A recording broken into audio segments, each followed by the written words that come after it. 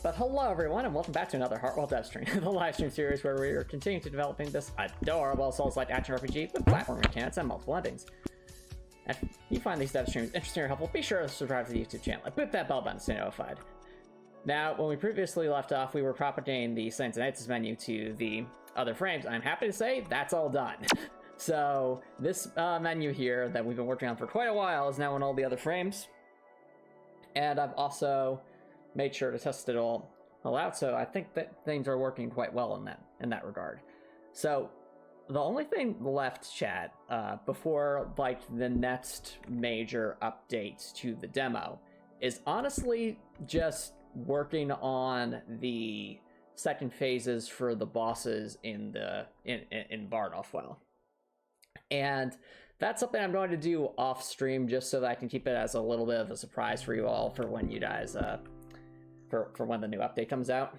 So tonight we are actually going to be doing something that we haven't done in a very long time. In fact, if I'm not mistaken, the last time we did this was over a year ago. We're actually gonna open back up Graphicscale and continue working on the weapon attack animations because yes, I was thinking it over, chat, about what's like the next step after everything's all squared away with the next major update for the demo. And the logical next step is to make sure that everything that we do at a foundational level with Heartwell is all essentially squared away before we start developing new levels, new bosses, things like that. And while we've done a lot in the past year and a half with like allowing full screen to be a thing, I mean, just looky there, see, now we're full screen, now we're not, now we're full screen, now we're not. But the thing is, chat, even with all of this, this still doesn't quite have all the things that that would need to be here, because when we're looking on the lines of code, chat, so let me actually pull up in the code. Anything that's like needs to be standard throughout most of the frames, like the manifest and basic attack animations. So basically anything that doesn't that theoretically could be used in most of the playable space, that stuff it doesn't just take a while to program. If there ever is a situation where that needs to be updated for some reason, like when we reworked basically all the UI elements as a result of the full stream rework, that requires doing it in every single frame. And if we have more levels, of course, then that means that we have to rework it in all those levels as well. Now, I have taken steps to try and reduce the amount of reworking necessary for things. I mean, that's why the weapon stats are all controlled from one central location, for example, rather than on a frame-by-frame basis. But even so, what I want us to get to a point is where I can confidently say that all of the core systems in Heartwell are like here and functioning, at least in Heartwell and the test frame. And if once all those core systems are there, then we can really start going deep into new levels, enemy types, stuff like that. But so that begs the question: what is this foundational stuff? Well, like I was saying, weapon attack animations are one of them, and there's a reason for that. So as it's well, let's go from the testing frame. So as it says on the Steam page, the goal for Heartwell's weapons is to have 30 melee and 30 ranged weapons. Right now we've only programmed 4. All right, so there's like 60 weapons planned, but only 4 have been programmed so far. That's quite a bit we have to get going. Now, to be fair, the main thing's just going to be getting the animations in here, as well as the ability to switch between the different weapons. Obviously, weapon balance is something that will have to be fine-tuned over time, but at least getting the base stats and basic ideas for all the weapons implemented will probably be the next major step, since that's such a fundamental system to the entire game. So you'll notice there will be 3 pages for melee and 3 pages for ranged weapons. Beyond that, the other major things are going to be the diary, which is the menu tab to keep track of collected lore bits and things like that. And I'm thinking of possibly adding some kind of affinity menu just in the manifest to keep track of things like related to the affinity system I've talked about before, but I'm not sure if those will be combined with the diary or anything like that yet. Still kind of working on what the concept for those UI elements will look like. But for now, the main thing I can say with certainty we need to work on are the weapons. So let's continue with that. So, let's see here. If I'm not mistaken. Oh, we get to work on the Scythe. Let's go. Actually, no, I take that back. I did make a note here that we probably want to do something for the Windraker.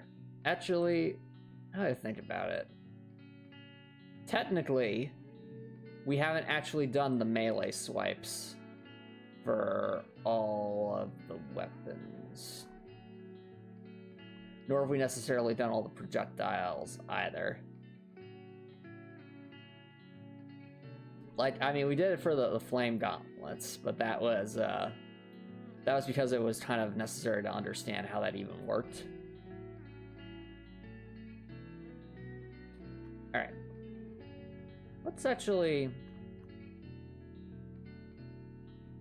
I think what we'll do is I have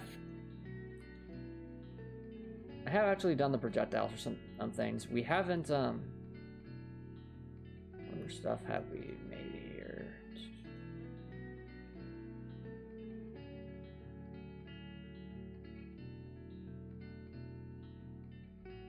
Alright. Let's actually circle back to the Windraker first, since we don't have a projectile for that yet. So, the thought with the Windraker is that the projectile is supposed to be like a really powerful burst of compressed air. Let's think, what would that look like? That is the question.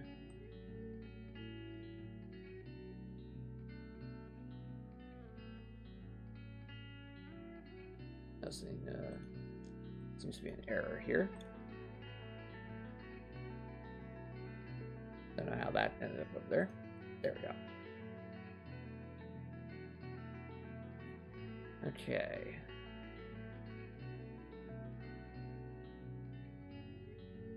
So let's do this from here. Comes from like there. I'm almost thinking like, chat, have you ever, for those who have played the video game Knights of the Old Republic, you know how like there's a certain icon for the power blast? It's like a really overcharged blaster bolt. I think probably we want the attack from the Windraker to look something like that. So let's see if we can come up with something for that. Now, with with attacks from wind attacks, they need to have kind of a green color scheme to them. So let's start with the projectile here.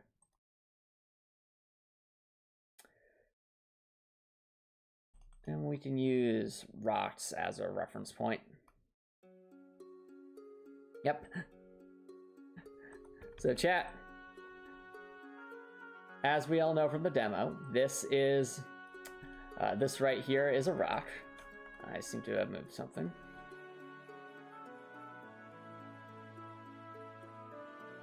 What did I grab there? Oh, the sword. Whoops. Okay.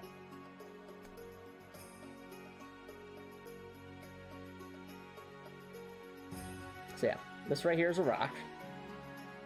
Like this is what a relatively small projectile would look like. But the Windraker would definitely have a much larger projectile. Unless hold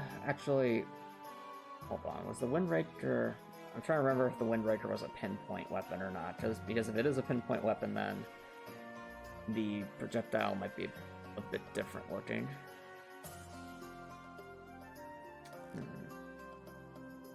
I know I have notes about this somewhere, chat. Let me see if I can pull those open. very quickly.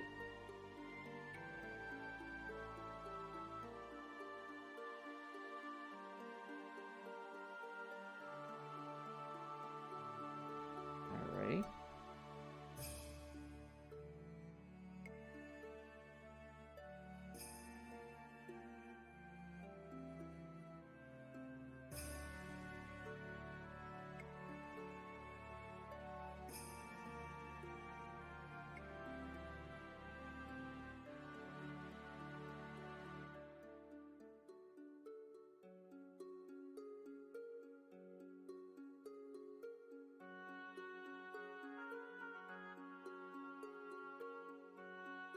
Right.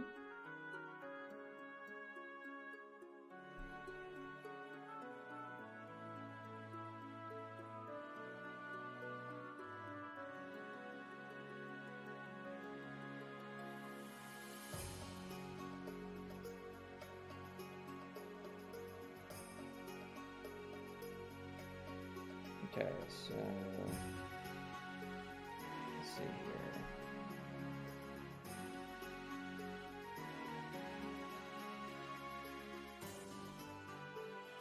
I know I have some notes about this somewhere.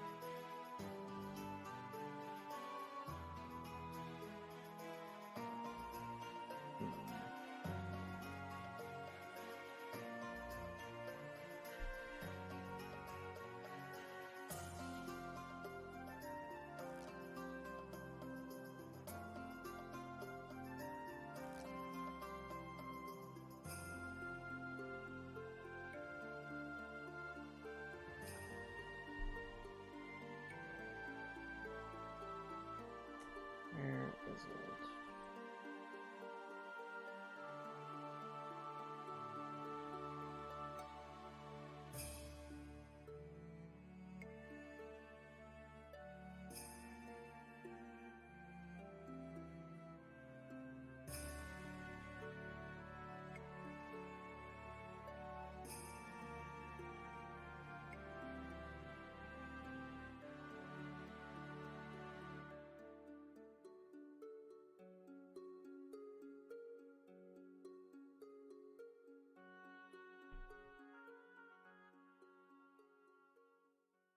All right.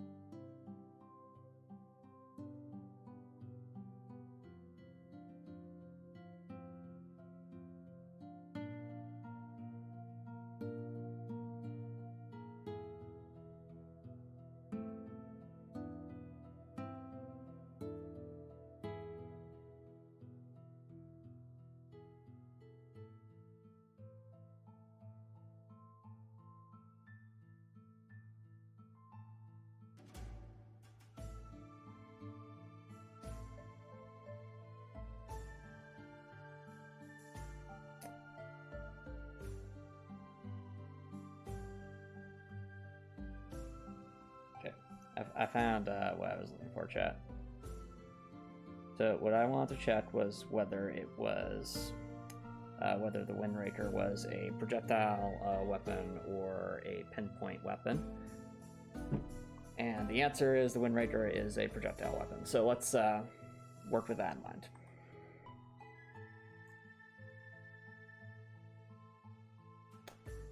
So we have ourselves our rock to use as a reference point. When imagining this is supposed to be like a powerful burst of compressed air. Let's actually have a because the Windraker basically has like two barrels here seemingly. Maybe we could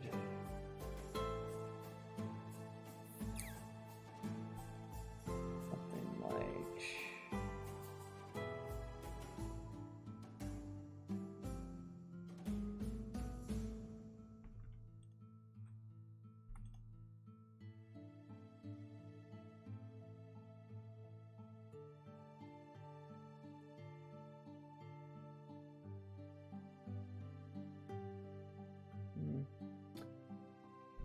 Oh, what would be interesting, chat? What if it was like almost like a corkscrew kind of effect, like it's launched and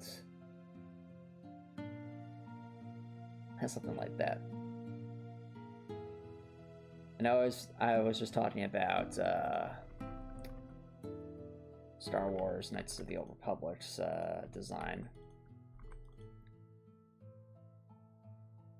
That would be look something like that. Well, maybe invert a bit.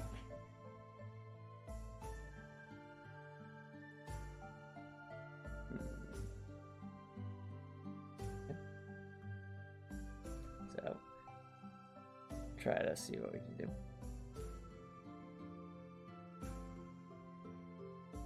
Okay.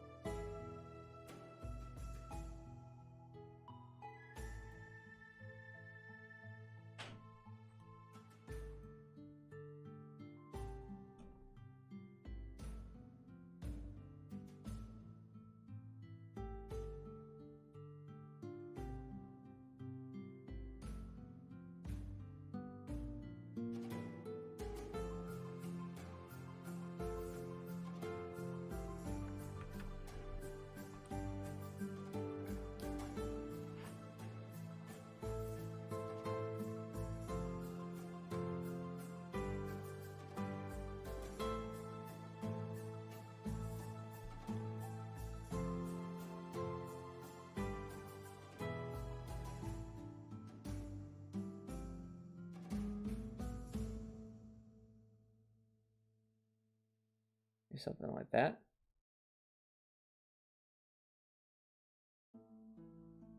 Actually, if it came to a point, that might make it look more like a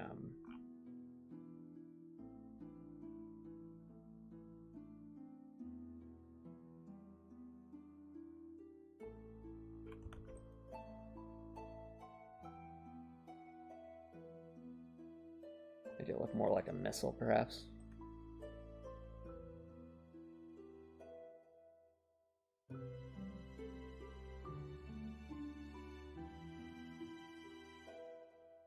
I'm going to temporarily make the base layer a different color, just so that we can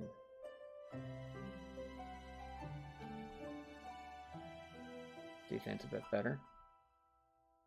But hello there, Copper Nicholson, and hello there, Quinn. Thank you both so much for dropping by. How's it going? What's planned for today? So today we're back drawing weapon animations, something we haven't done in, I think, over a year at this point.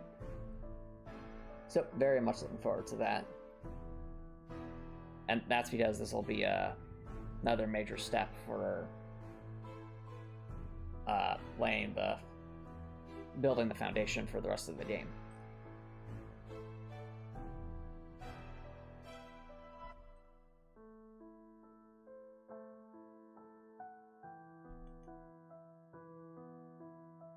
And right now we are trying what's essentially supposed to be a compressed air projectile.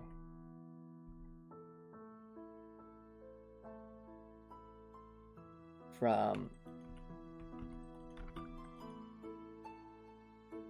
for the Windraker. Oh, thanks, Quinn. I'm trying to think what would make the most sense here.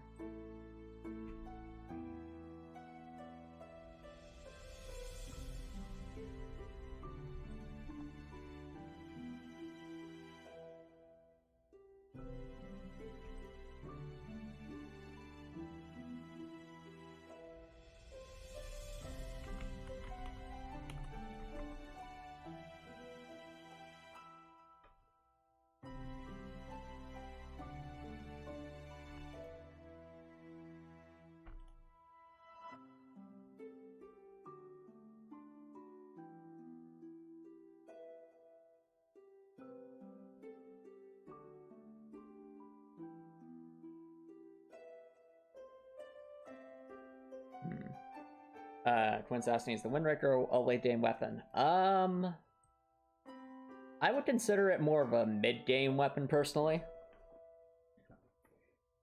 So now, granted, obviously, just from the design of it, looks almost like a shoulder-mounted launcher of some kind. So probably one of the, probably deal a solid amount of damage kind of thing, but also be a bit on the slower side. But that being said, just trying to figure out what to make the projectile look for it. So what this thing does is it basically launches like a very powerful burst of compressed air, and it's designed for dealing with units that are I don't want to get too far into the lore for this thing, but basically it's basically meant as an anti-air sort of thing. So I'm trying to think of what would best represent that in terms of a projectile. Like, this is one idea. I mean, we could always just do the classic jelly bean design.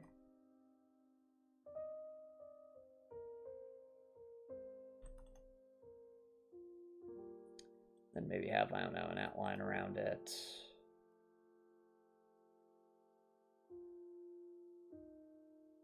So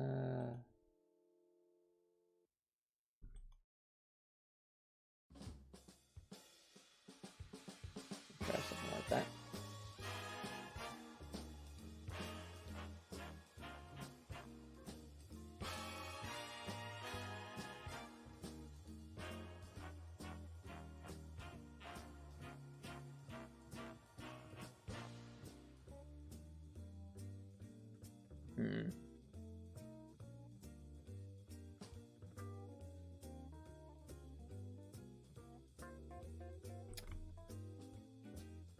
I feel like something that's missing from this is some kind of effect. Something where, like, what I imagine is like having almost like a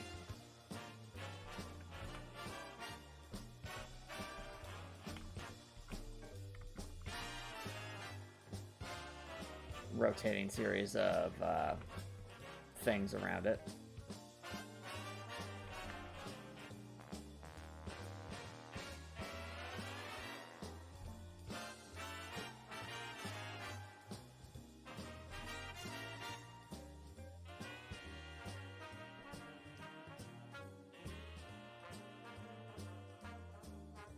So the idea would be that this would be rotating around it kind of like in a corkscrew fashion. Give it a unique appearance to it.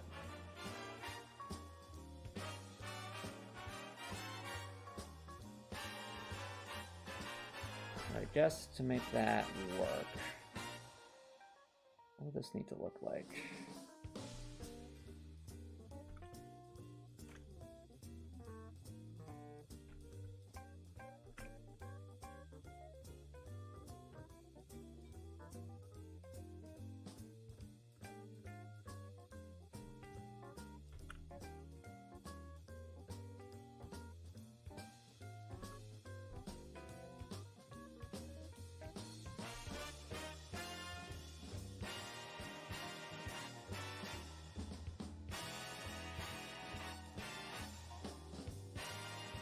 Actually, now I think about it, chat, we could actually use the length that this goes back as sort of a reference point.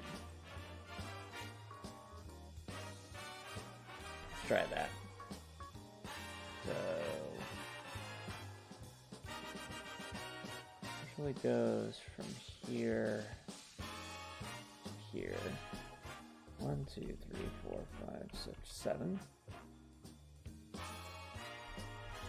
2, 3, 4, 5. I can make it a little longer.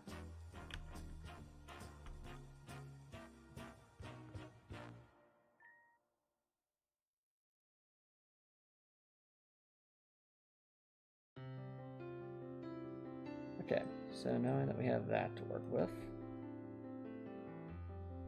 let's see what we can do with our little particle effects.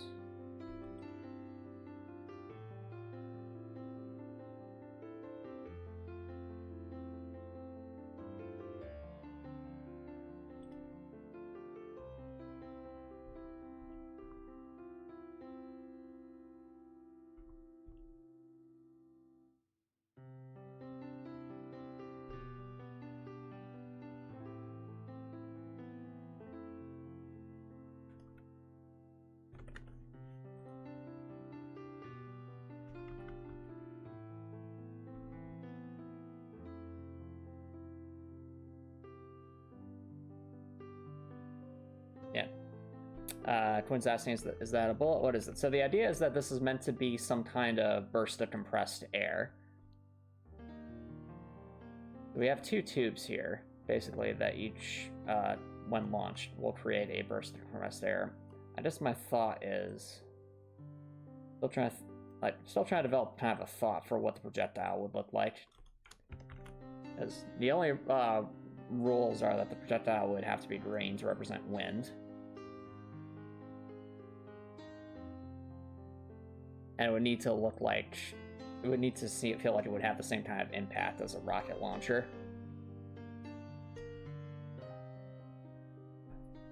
Rockets. You know... Got me thinking.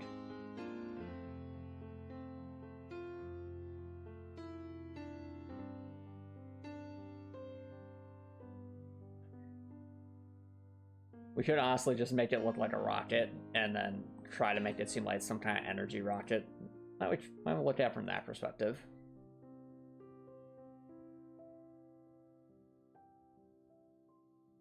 If I were to draw a rocket...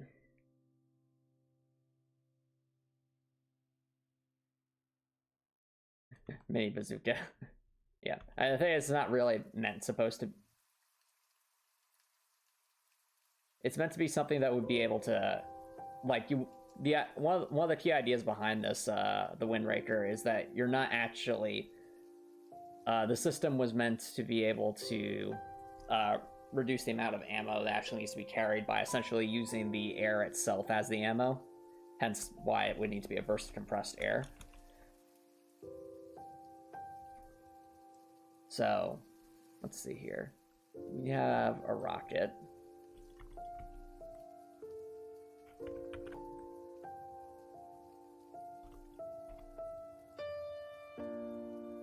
The rocket would be kind of something like that.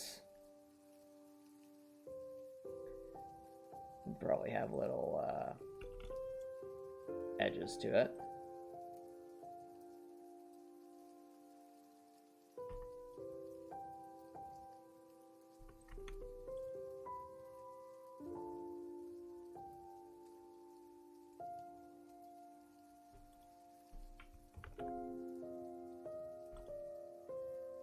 Alright, that would give us the basic shape of a rocket. Now let's play around with that shape a bit more.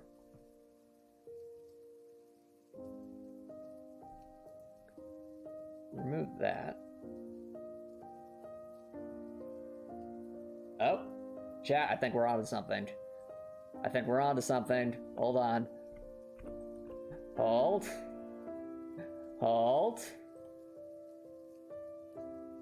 Maybe.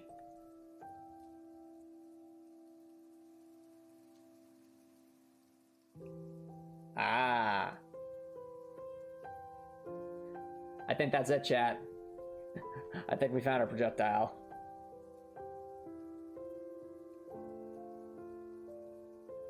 Yeah. Yeah, look at that.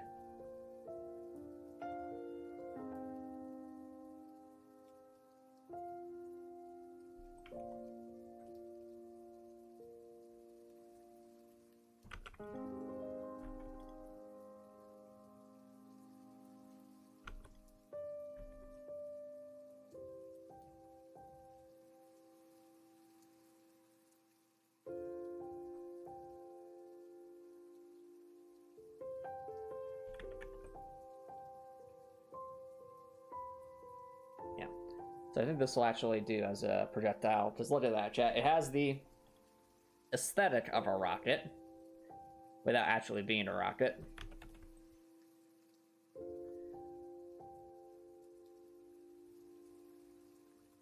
And thinking to the idea of that kind of a rotating feel to it, we can just move these around.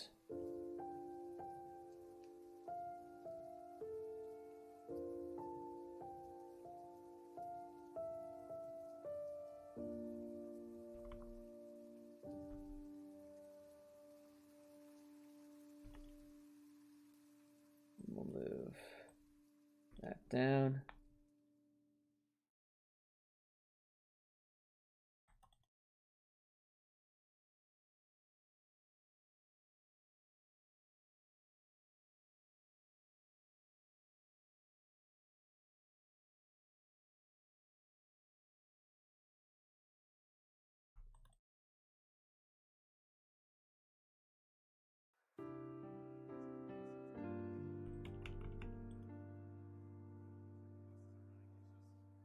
Okay.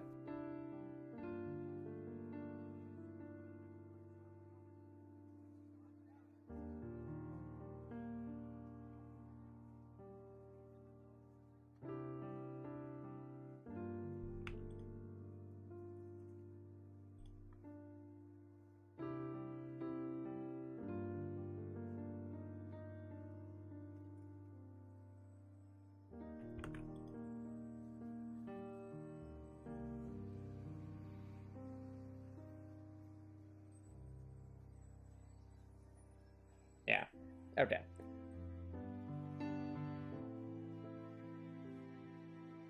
So that creates the rotating feel to it. And then we can have a little particle if that's to spice it up a bit. Like really,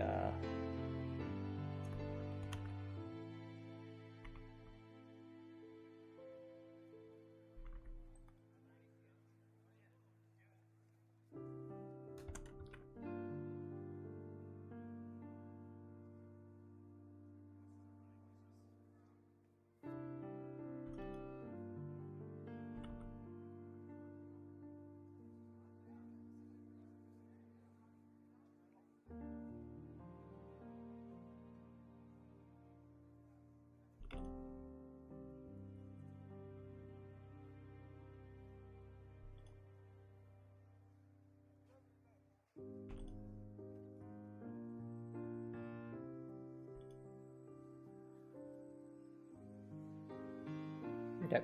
Hey, welcome back, Win. So I think we've actually got the basic design for it. It's right here. That kind of looks like a rocket. And the idea is that this would be rotating around. Either that or we just stick with this and then have like the particle effects behind it, perhaps.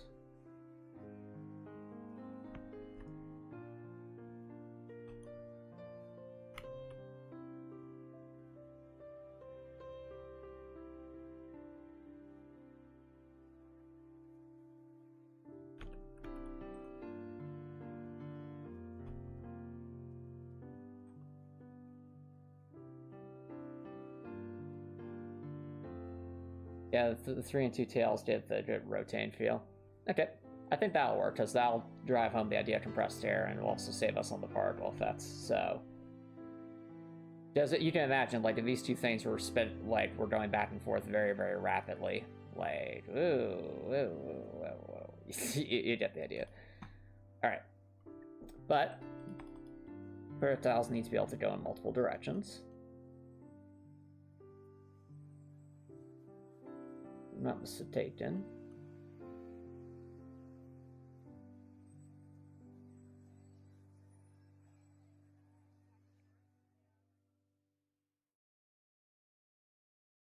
Yeah. We'll just need to make some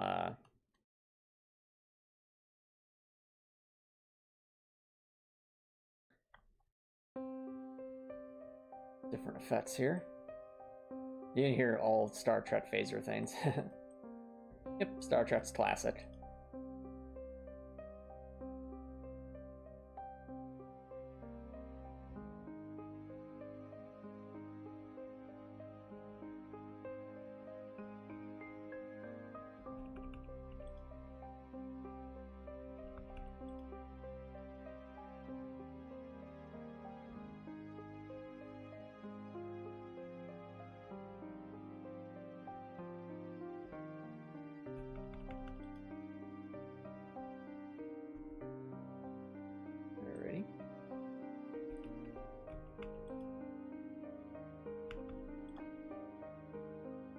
So let's make sure we have this in at least a couple of different directions.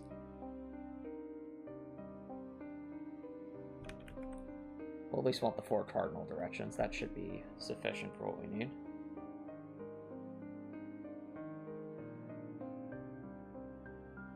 When asked, do you think plushies can really lower anxiety and calm the mind?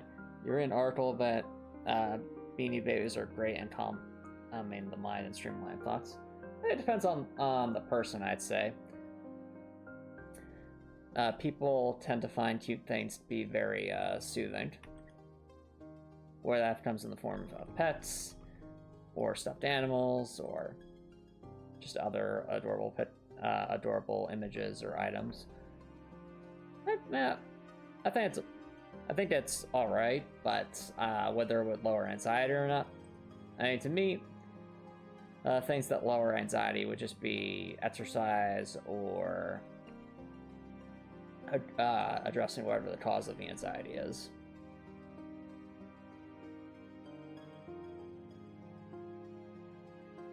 Let's rotate that.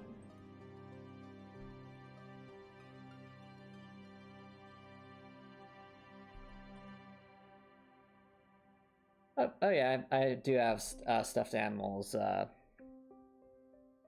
twin, but I don't know, I wouldn't say I really use them for like reducing anxiety or anything like that. They're just nice to have.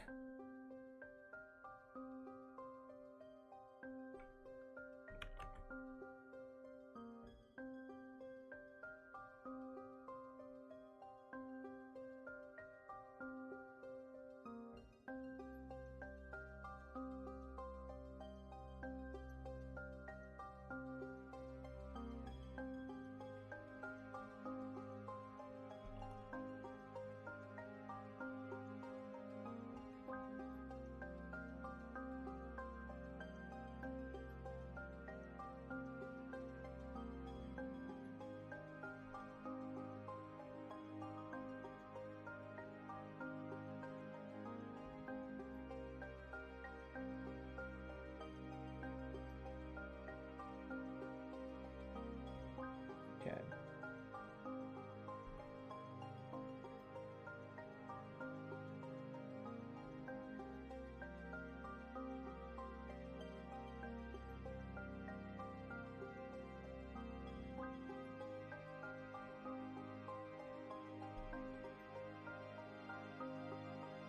Let's try rotating that. Do you find them calmly, Quint?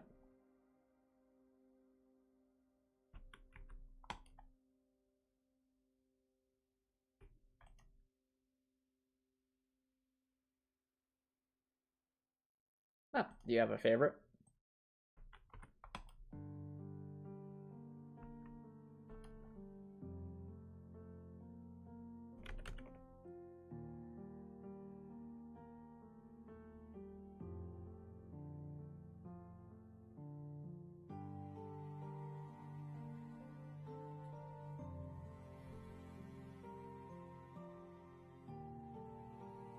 Okay.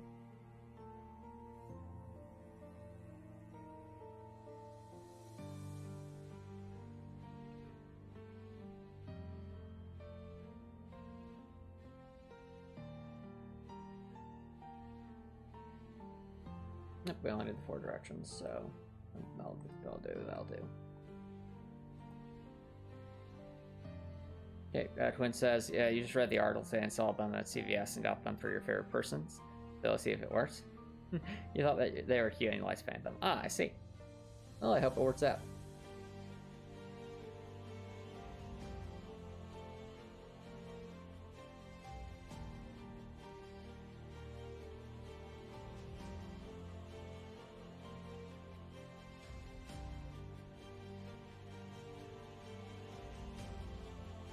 Alrighty.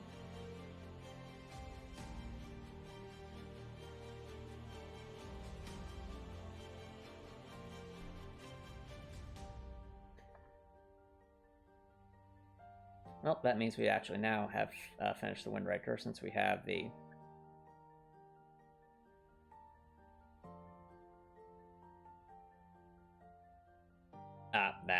That's right. Also need to... I'd have some kind of particle effect when it's launching the attack to make it feel a bit more powerful.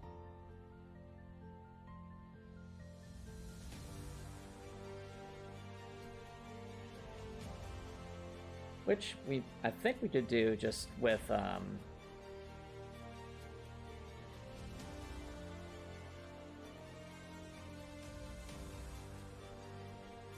what we did with the flames here.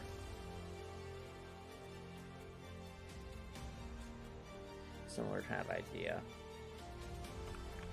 Oh, nope.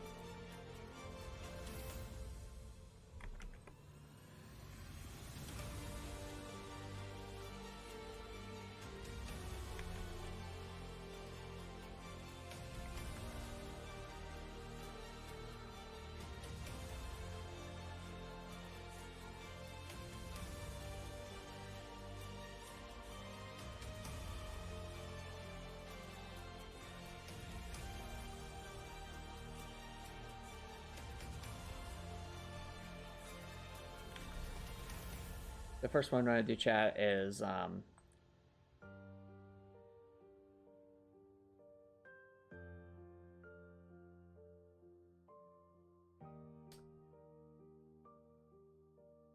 create the effect here.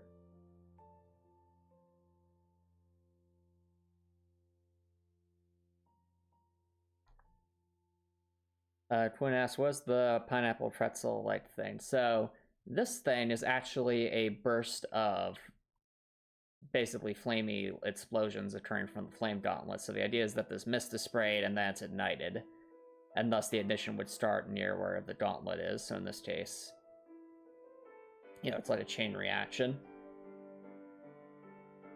Right now I'm trying to adapt that as a particle effect for the Windraker. So we'll actually be making this, giving this more of like a green or grayish color.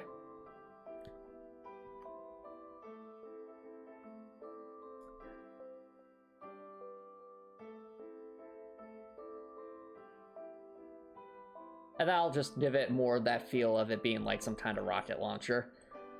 Because when a rocket launcher is fired, it has that kind of an effect.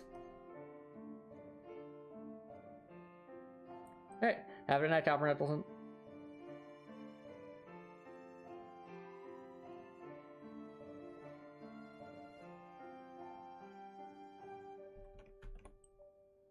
Okay.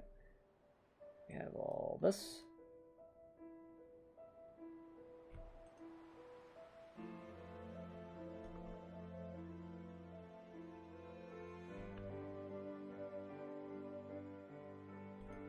We'll use this one as our template.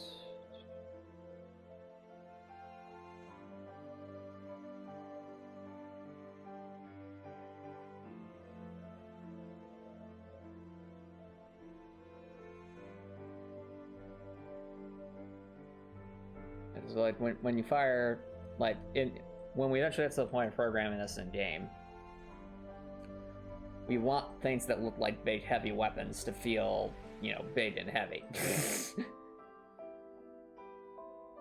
So this is all part of that. Okay. Using that as our reference point. We always start from the top and work our way down.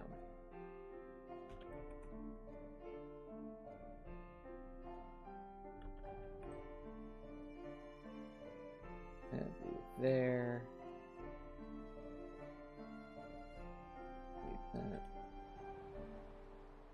Where?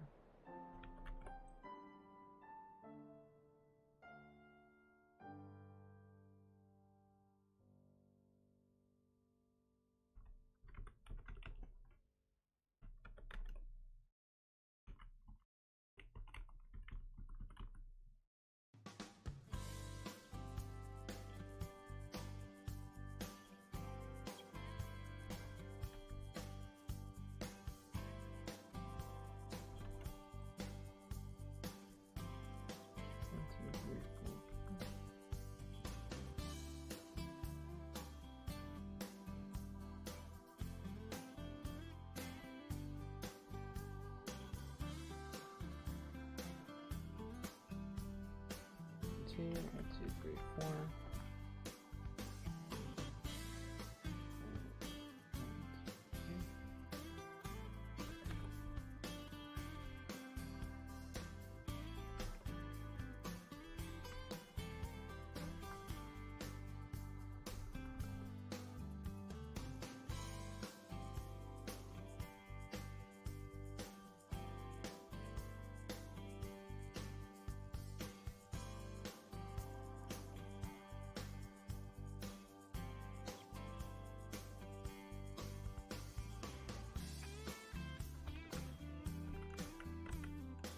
Silly me, I seem to have forgotten something.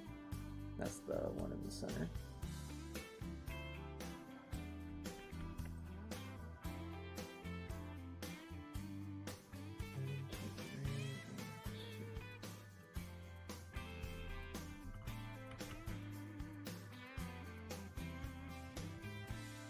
There we go, now we can do the rest of the copy pasta.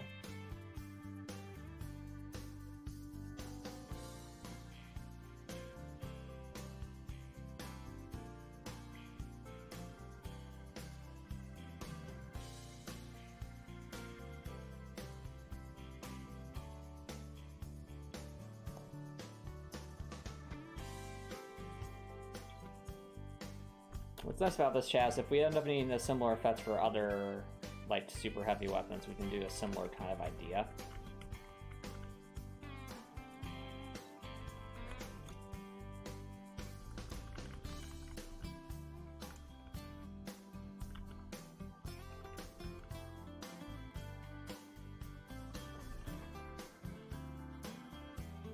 All right.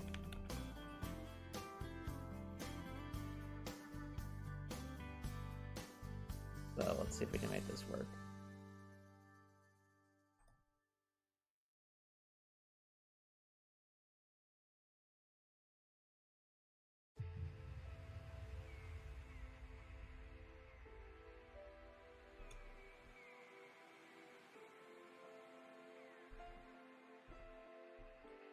Excellent.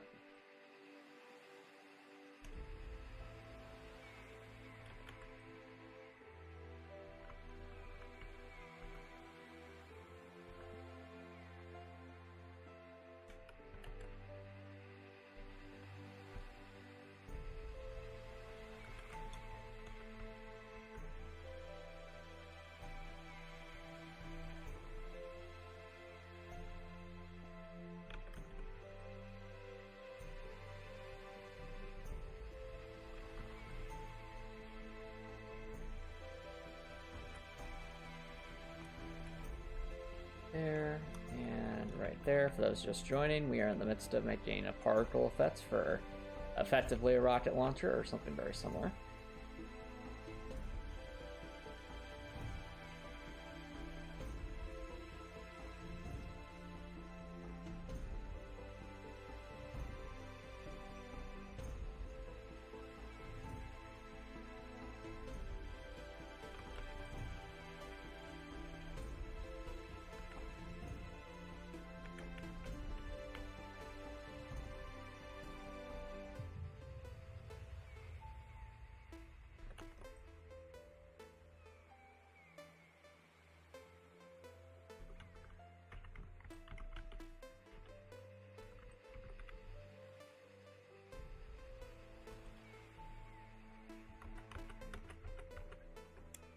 I'll move this to a different layer just so we can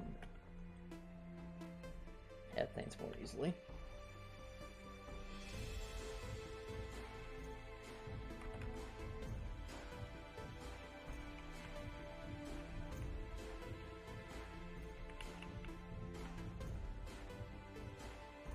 Okay.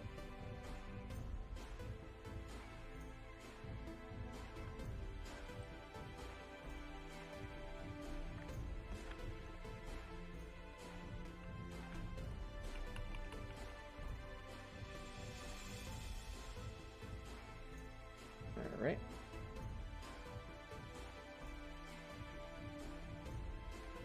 Now, finally,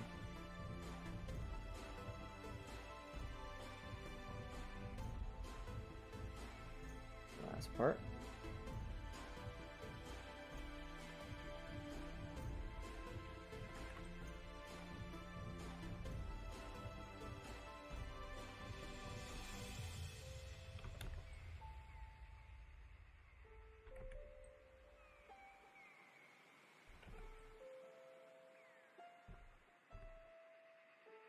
All right.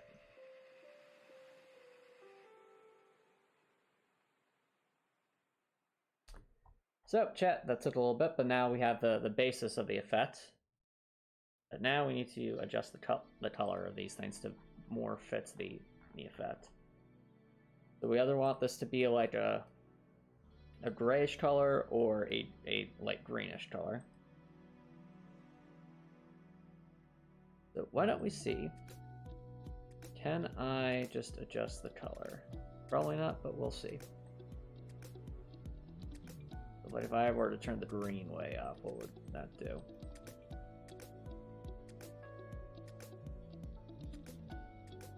The answer is nothing, because I'm on the wrong frame. Hold on.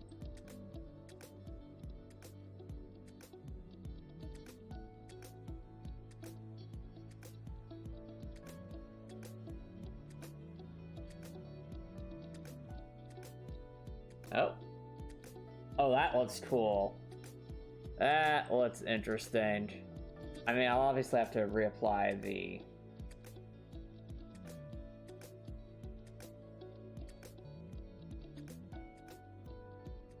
darkness.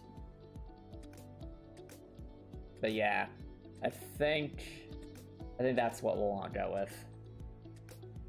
Alright. What color is that? We're going to guess that's the only time we use that color, hopefully. Let's,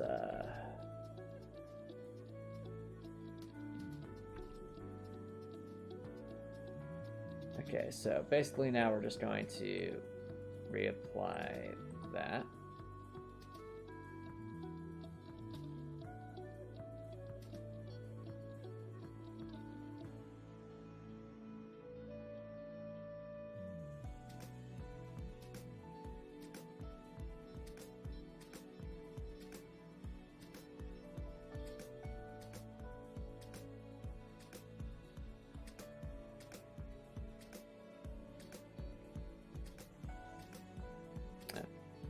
Now, as cool as this looks, the only thing I would have any kind of reservations about is whether this confuses the player of what the actual projectile is.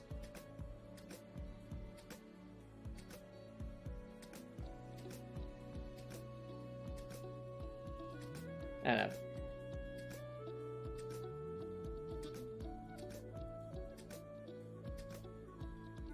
Something to think about.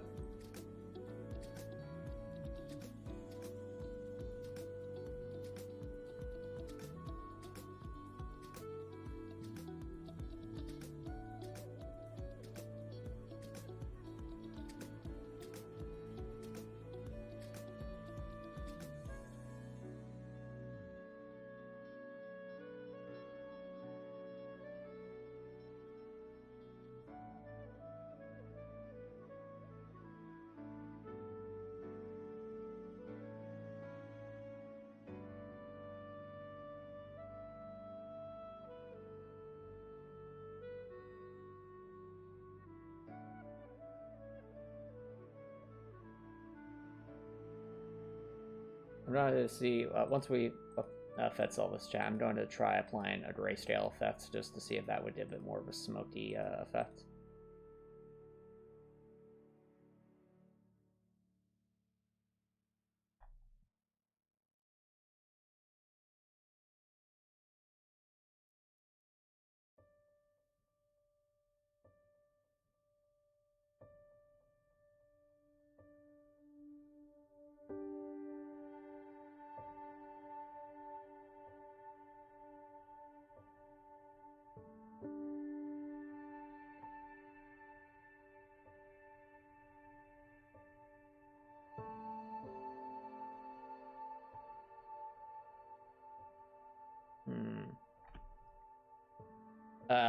Quinn says, yeah, it adds, we suppose it's a poison explosion. Well, the thing is, we can actually make it more like an explosion, so the cool thing about this chat is because due to the power of image editing, we can do stuff like this. I'm trying to think, what's, the thing is, I don't want to confuse the player to what the projectile is, because if we look at the projectile here, the projectile is like, you know, a bright green. I feel like if the smoke was the same color as that, it might be a bit confusing. As though to say, like, what's the actual attack here?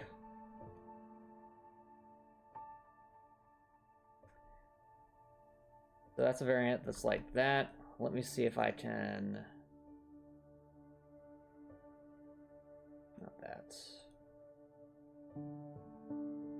change the brightness a bit. Give it more of a... Yeah. Yeah, I think if we do something like that, that'll make it quite clear that that's not the actual attack. It's just some particle effect.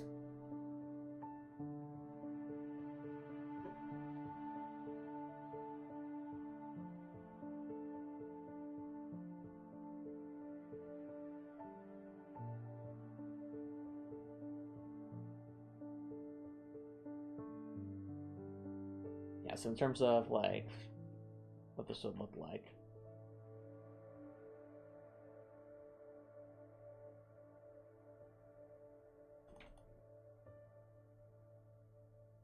Turn these on up here. Little particle effects. We'll use one of these as our guinea pig.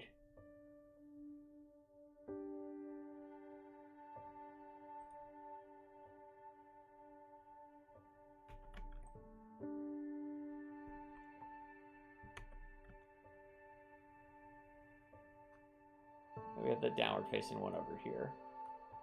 You imagine the thing is just fired. And there's like a, you know, burst of smoke of some kind as the, you know, as the rocket comes flying out. Or I guess the rocket like burst of air comes flying out.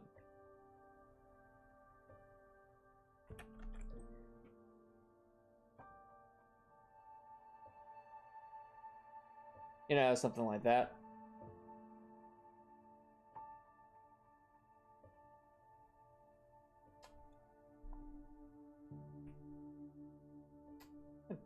What do you think, chat? Do you think that one looks good? Or shall we do something like a bit smokier?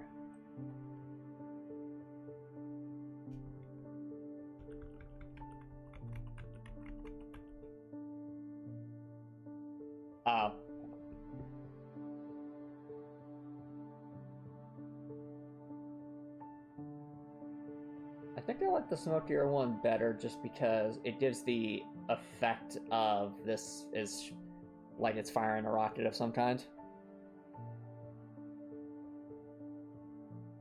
I want to try the lighter one though, if we just put like an outline around it.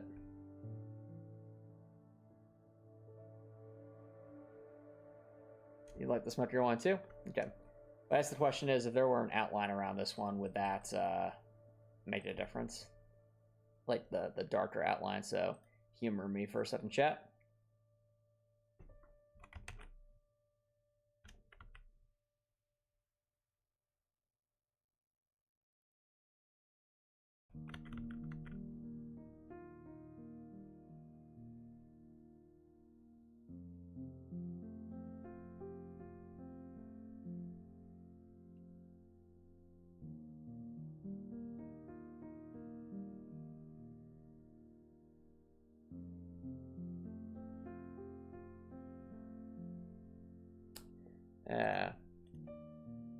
Select actual size.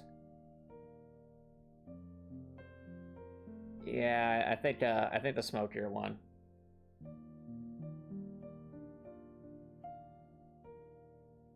That's fair. Okay.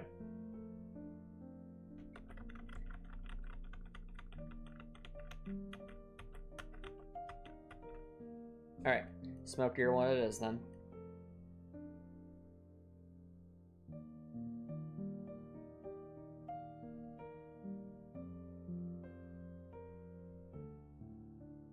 So we'll just bring this over here to indicate it.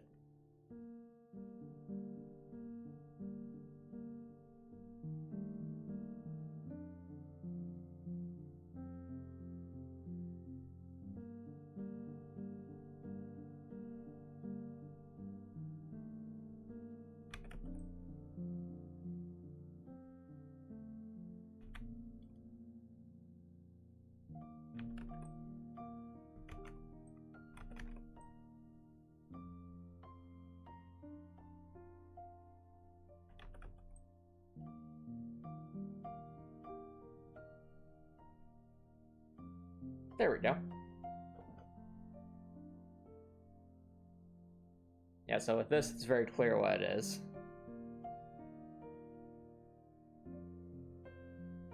I also think that, now I'm thinking about the fact that this is like a dark gray versus the bright green, it makes the bright green that much easier to see. I think that's helpful.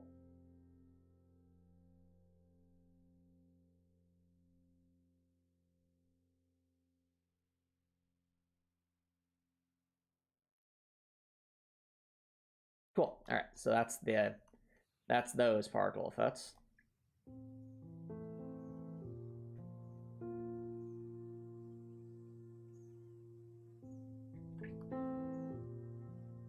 Okay, well now we can say that the Windraker is actually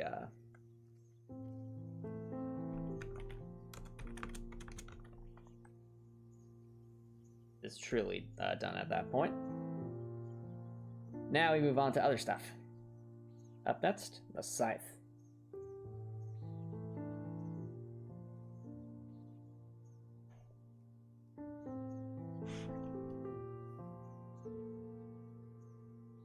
We take a look at the Scythe.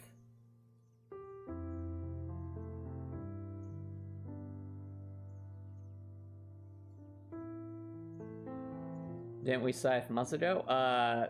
No. So we've had the Scythe like weapon model here for the longest time, but we haven't actually like drawn the attack animation for it.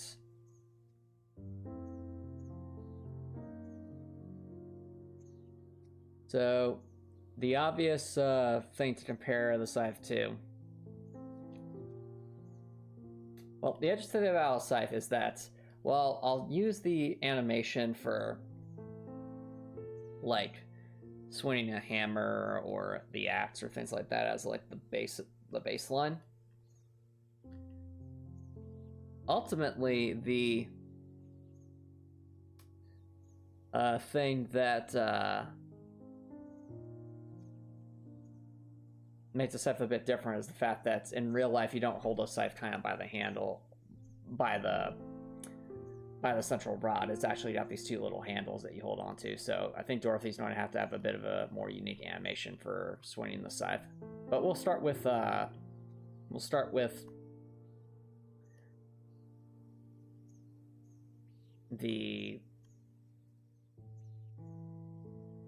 like axe swinging sort of animation as a baseline.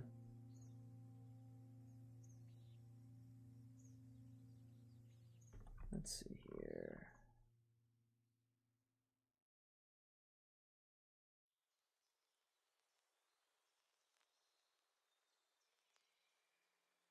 Need some space.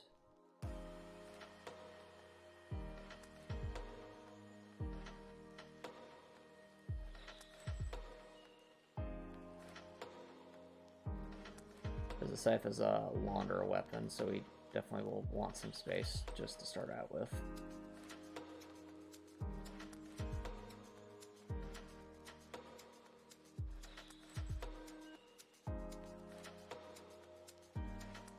I guess we can start here and then we can move things around. Am I doing anything on Sunday? No, I should be available. Yep. I mean, I should be available to hang out on Sunday evening. Alright, what do we got here?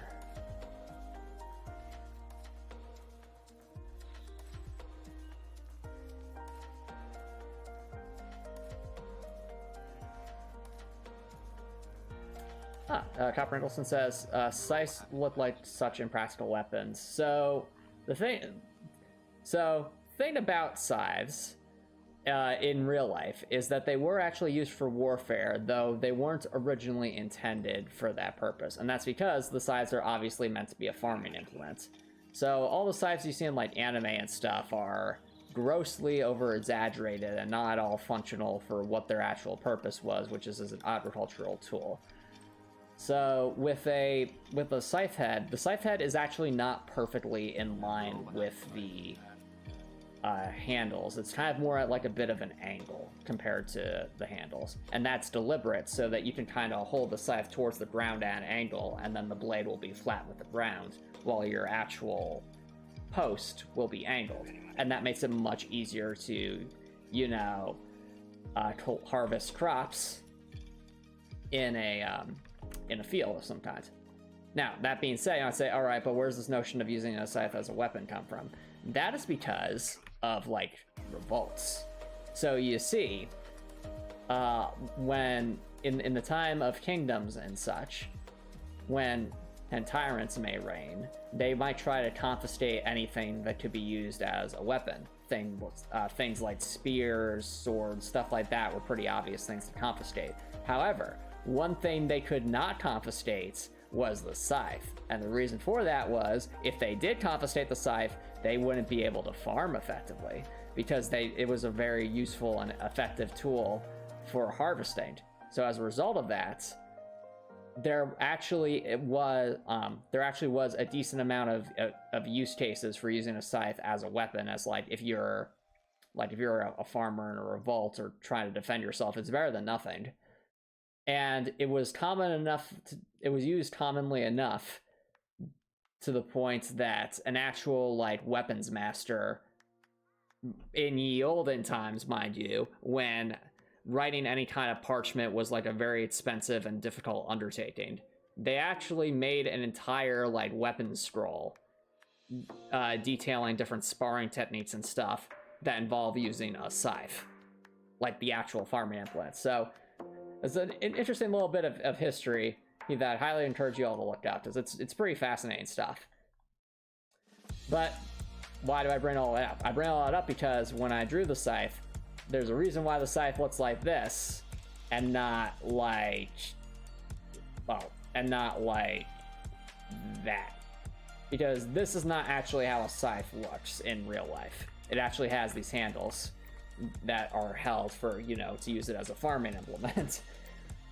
So that's one little detail I want to make sure that it actually gets put into the game, is that I did do at least a little bit of research about how a scythe is actually used. Let's see here.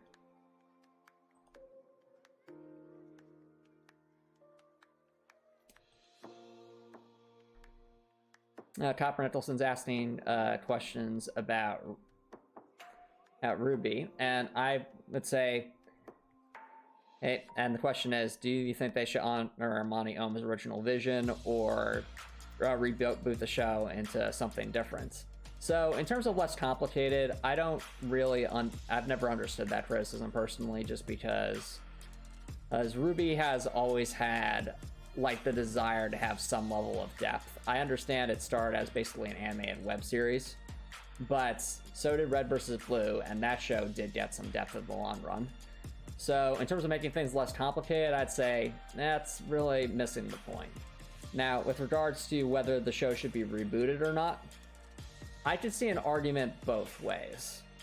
On the one hand, I think it's worthwhile to at least see the vision through for what it was, so that you can have that sense of accomplishment of, okay, this is what the original creator thought of.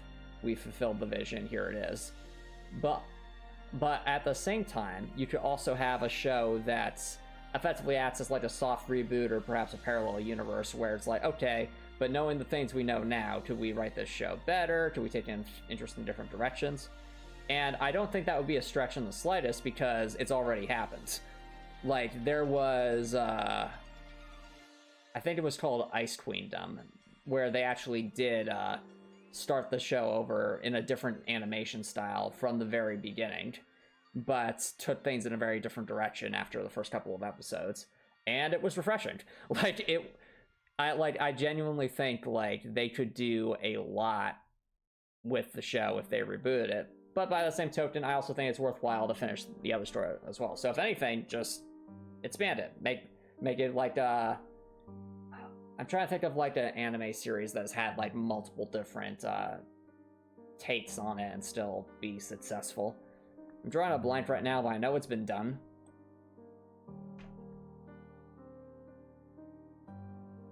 So yeah, that's just my 2 cents on the matter, and that's all I gotta say.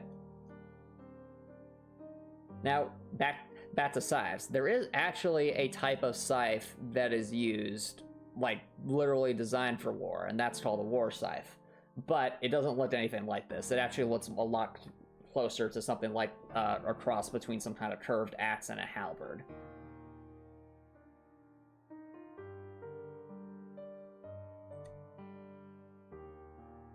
Now, that being said, chat, you may be wondering, what is a scythe doing in the game? What is going to be the niche that a scythe fills when we have all these various different weapons? And the answer, chat, is my thought for the scythe is kind of going with that harvesting ability. I want there to be at least one melee weapon in this game where one of the specials for the melee weapon is that if dealing damage with that weapon actually recovers ammo. So, in the case of the scythe, the thought would be that if you unlock the applicable special, which I think I'll be calling Harvest, then anytime you inflict damage with the scythe, you're actually recovering some ammo back. And I think that would be a really fun idea, because while the scythe would be probably a bit slower than, comparable weapons, it would make up for it by having that extra utility and synergy with perhaps the ranged weapons.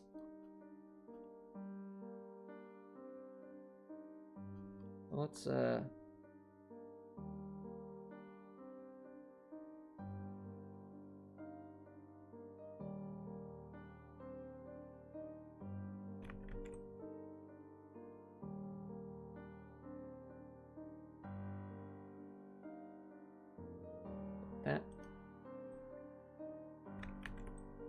Bring it on over.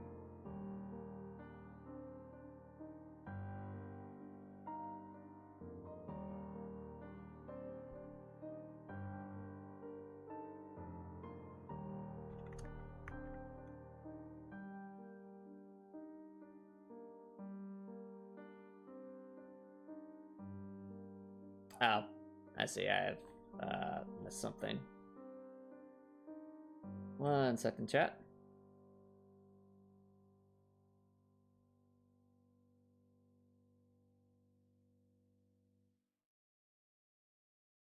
Nope, everyone's entitled to their opinion, Copper Nicholson.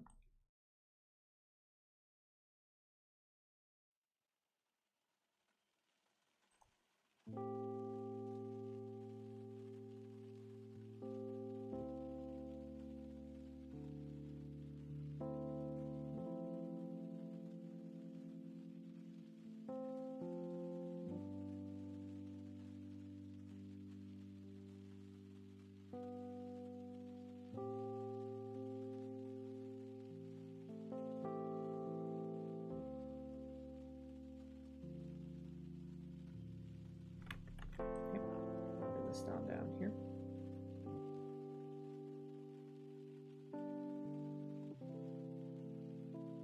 Legs.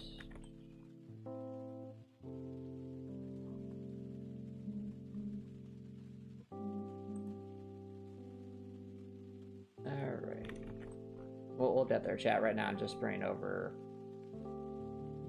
stuff so that we have everything that we need to in the animating process. There we go.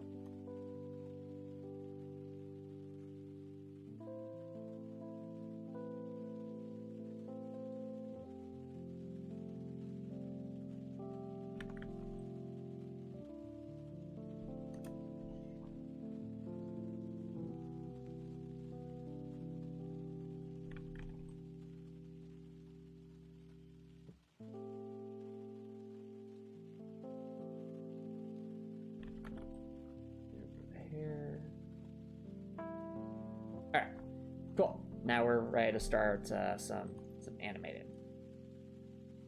And we'll want to bring over the bow staff just for the purpose of getting a sense of animating different orientations.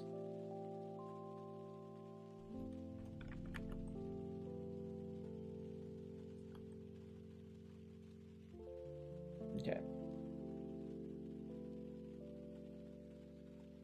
So the first thing we're going to need is actually a version of the scythe that's actually oriented at an angle.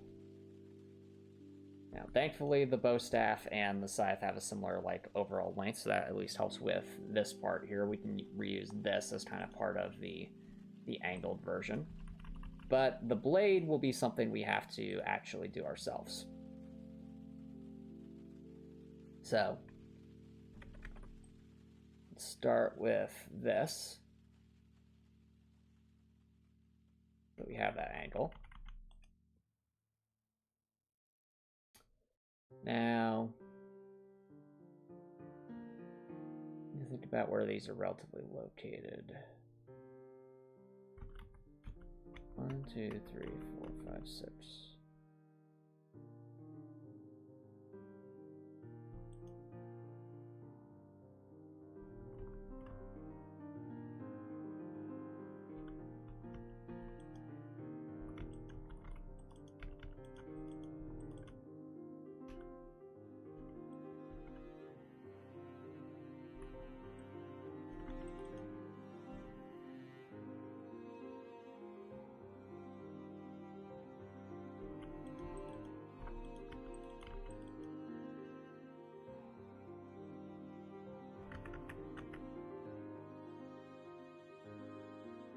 Alright, suppose that works.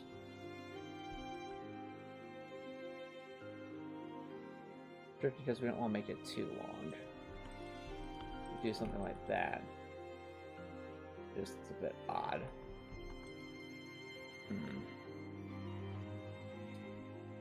Oh, I already spoke about Icewind Copper Nicholson. I said that it was an example of essentially trying to do a reboot and take things in a different direction. That's all.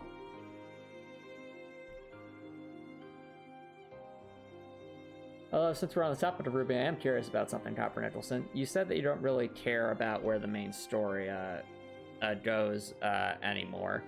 And that seems very interesting, because if you really didn't care, why did you bring it up?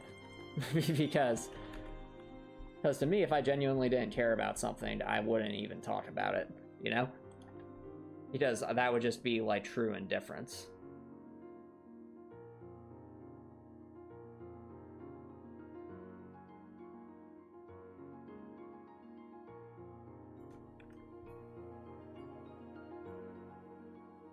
Alright, now let's try to rotate this around. The thing we have to remember is that this is a 1, 2, 3, 4. There we go.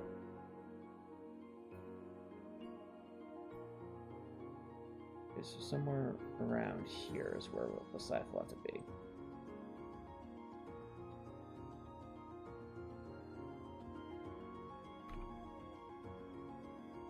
Put that around.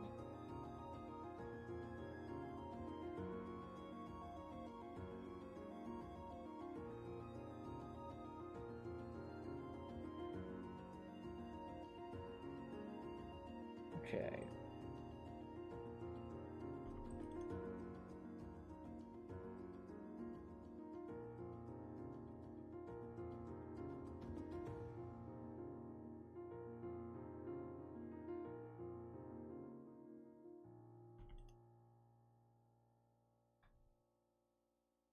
Yeah.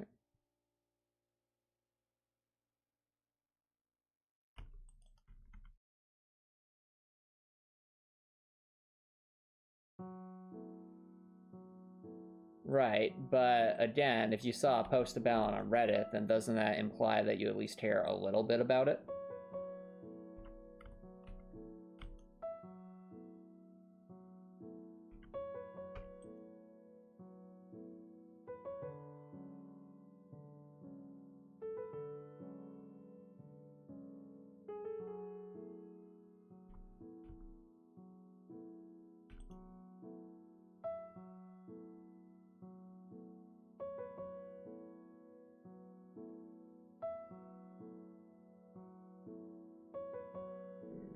That doesn't look right.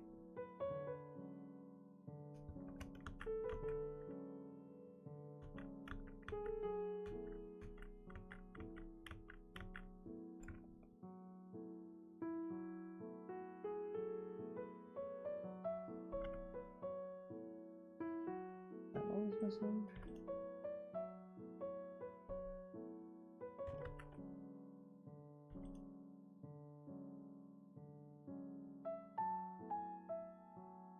care about the franchise, it's not the main storyline. It's like Assassin's Creed. You realized the main story of the PC and was going nowhere, so they tried a bunch of different stuff. Ah. Well, I wouldn't say it's necessarily that it was going nowhere. It's just that they tried to do a bunch of experimental things rather than continue that storyline in a meaningful context. And the end result is that we kind of have a bit of a all over the place feel to Assassin's Creed. Now, that being so, sometimes things are excellent, other times they're just mediocre. But, you know, it's still Assassin's Creed.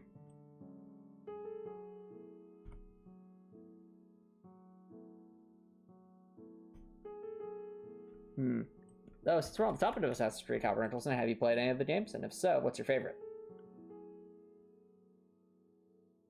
I feel like we've almost got the Scythe in the right spot here. It's just, what is the right way to handle this part?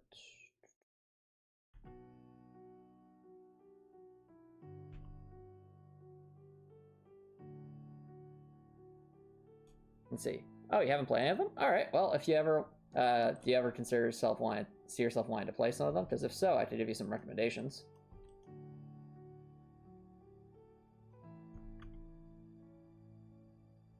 Like, they're pretty fun.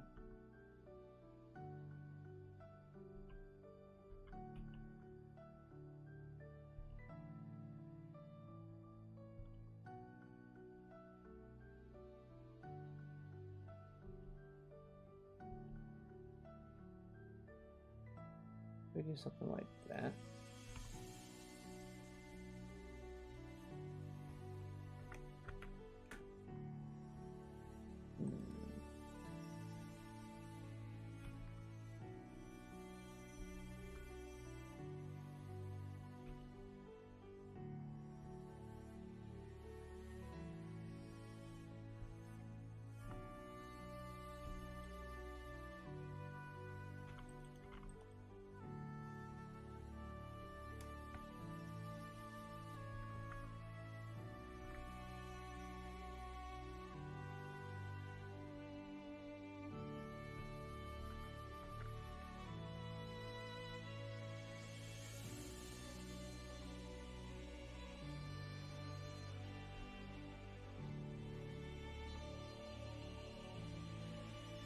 Alright, I think that works, chat. What do you think? The way this looks like right here.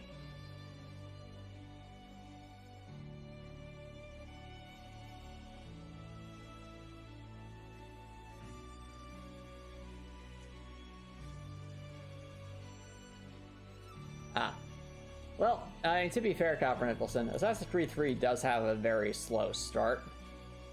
So I wouldn't write it off immediately just based on that.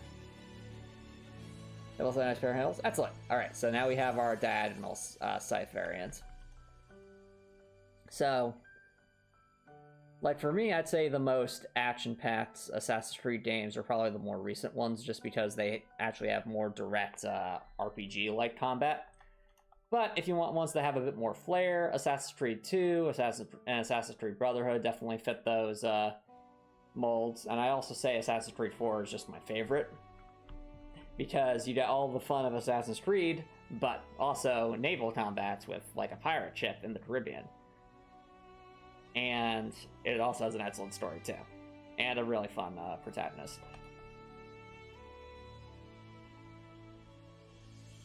But in terms of like the best like overall mission design though, at least from what I've seen so far, granted I haven't finished playing the game, but the missions that I have seen have been so well thought out, and that's Assassin's Creed Syndicate, the one that's set in like Victorian London. Like the design of the main missions in that game in particular are like really well thought out, like stealth and puzzle section. Well, not stealth and puzzle sections, more like stealth and infiltration sections with like multiple different ways to do things. Really. So definitely like the best overall, at least main level design. But it all depends on what your playstyle is. If you like things that are a lot more like in-your-face action, then maybe Assassin's Creed isn't for you. Assassin's Creed is a bit more methodical, more about exploring. Say, Quinn, have you ever played any of the Assassin's Creed games? And if so, what have you thought of them?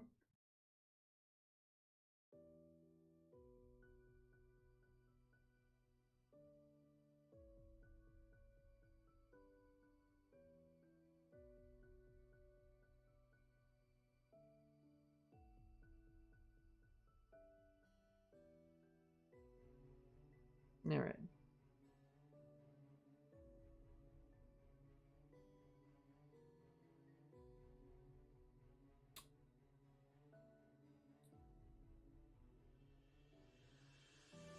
You know what? I think, chat, now I'm looking at this, most of Dorothy's attack animations, well, at least with like a melee weapon, you can see it right here. She raises the melee weapon like kind of above her head and then swings kind of down diagonally, right? For the Scythe, I want to do something a little bit different to be a bit more accurate. I actually think what would make more sense with the Scythe is actually not to start like... So let's just copy this over here. So we're not going to start with something like this, because you wouldn't hold a Scythe that way. Rather, I think we actually do something where like the Scythe is kind of being held like this, and then Dorothy swipes with it, so it's like she's kind of holding it like that and then swinging it around. Or maybe... Oh yeah, no, this is it. This has to be it. Like, granted, I'll have to adjust the hand positioning and such, but maybe we like do something like this, so it's like, it's not like she's actually putting it behind her head, she's actually more so like turning her body with it and then swinging in it across.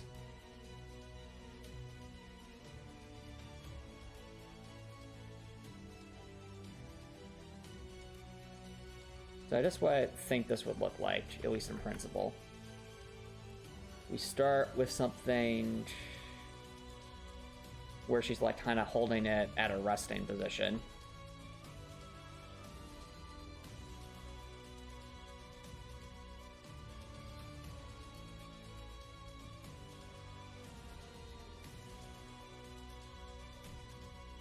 And then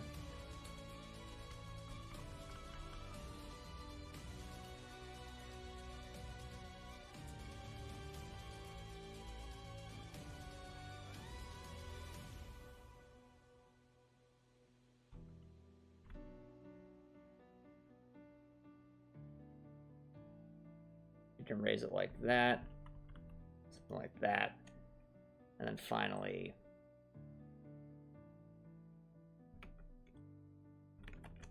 rotate that around. Let's put that over there. Yeah.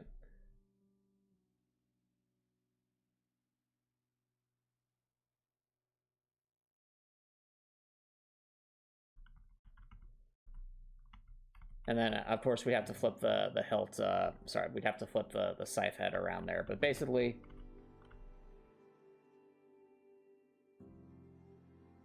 something where that's all rotated about.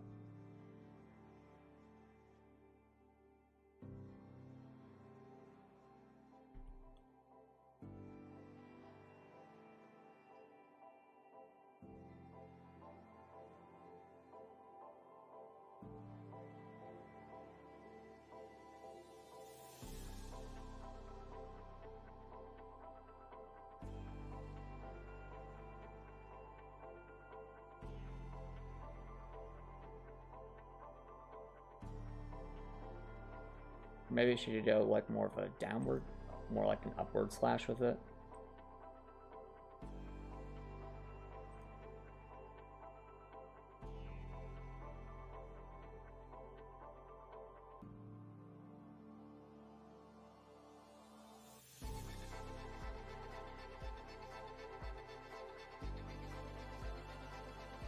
Quinn says, you liked Assassin's Creed because they combine strategy with history. You love history and you can be a bit cerebral, so they're one of your favorite games. You like Assassin's Creed too. Ah, I see. And that makes sense, because they definitely make you think a bit with how you like do your different infiltrations and missions.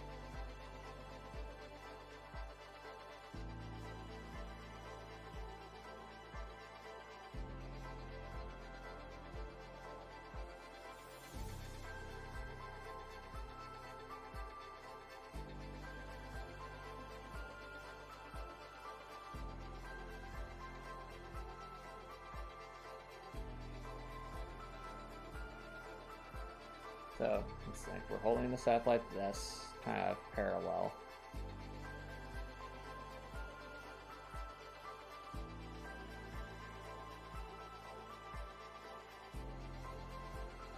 And then we rotate around.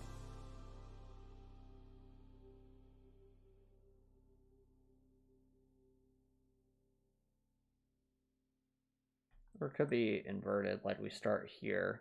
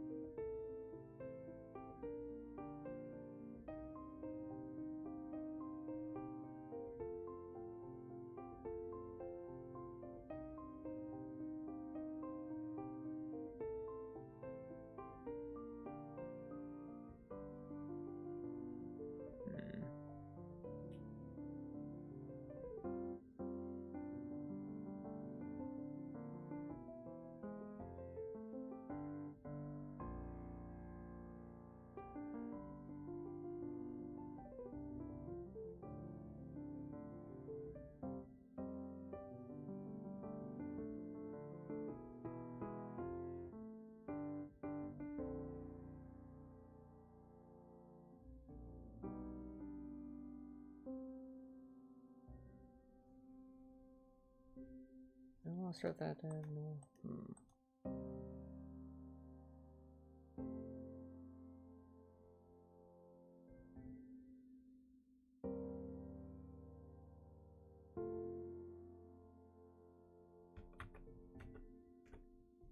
Okay.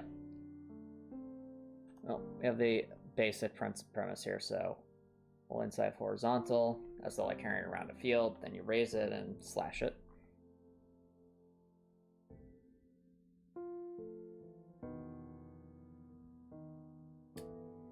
So the question becomes what to do about the hands here.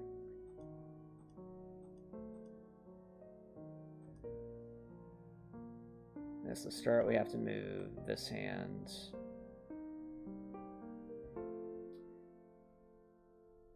towards where the handle will be.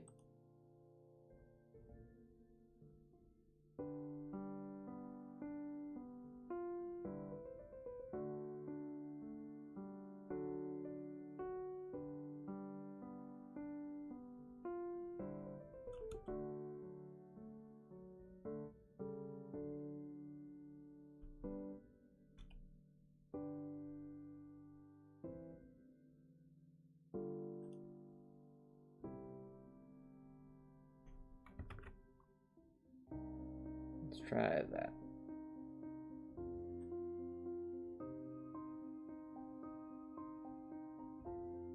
Yeah. Yeah, it makes it look like Dorothy's kind of holding the handles correctly, at least with the first part.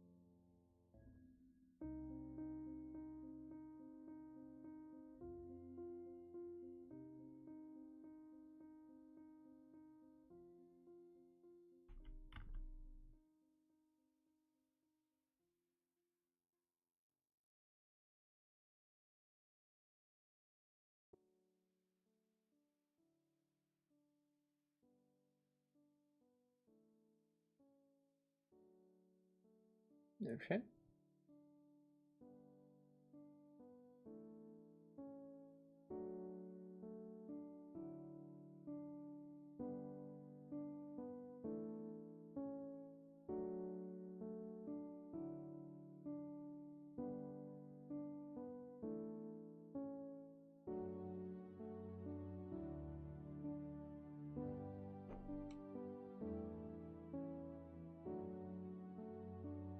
Actually, now that I think about it, Dorothy wouldn't be holding this that far away from center, because that would be kind of difficult to hold just for an initial swing. 1, 2, 3.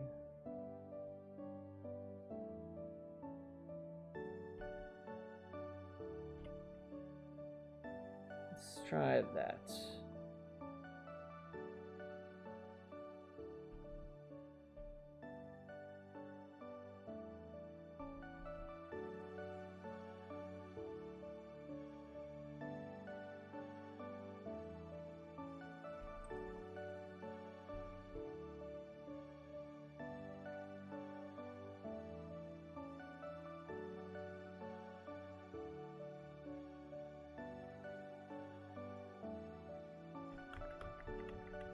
Maybe move it a bit closer.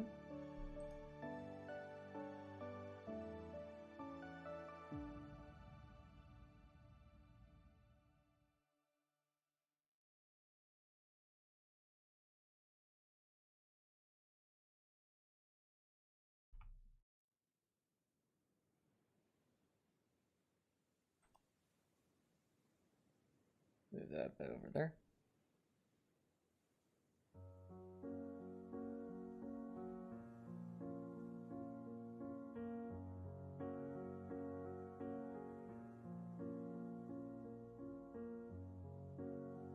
Let's see here.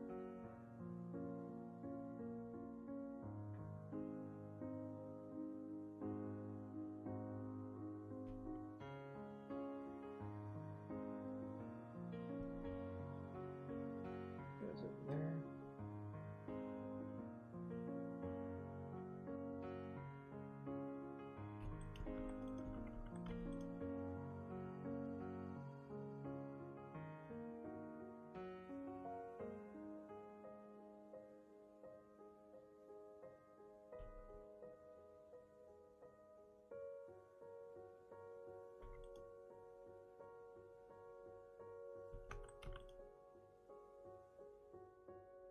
Move this over.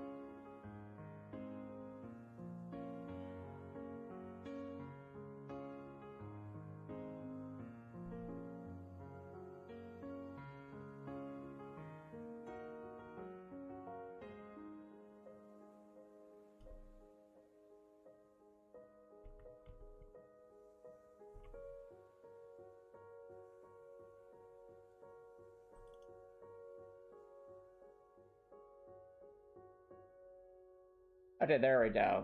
I was trying to get a look that would make it look like Dorothy's actually like carrying the scythe in some reasonable way, and I think I finally got something. So, as we can see here, it kind of looks like Dorothy would be carrying this around like a field or some other kind of thing. I think that's going to have to be the style we go with for the arms here.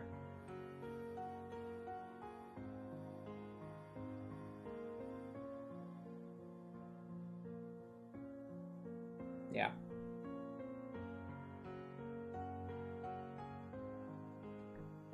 Let's see here.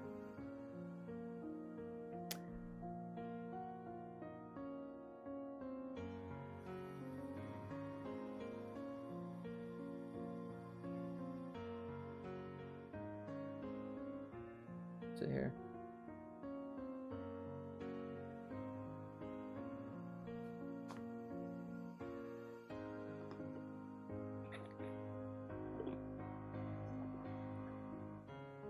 Ah, well, I'm glad you care about the main storyline, Copper Nicholson, and, you know, I hope things continue to move in a more positive direction. But now, enough about that. We have some more animating to do. Let's see here.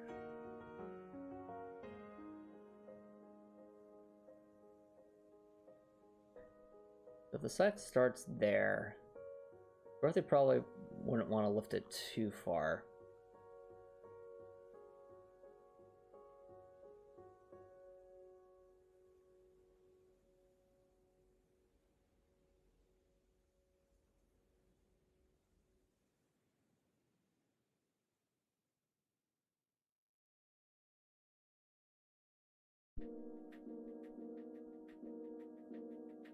Maybe her hand over here actually won't move very much.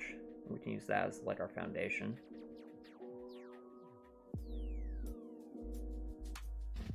So like if this were to be diagonal, that would mean 2, 3, 4, 5. 1, 2, 3, 4, 5, 6. 1, 2, 3, 4, 5, 6. Dorothy's right hand would kind of have to be around up there, which means the Scythe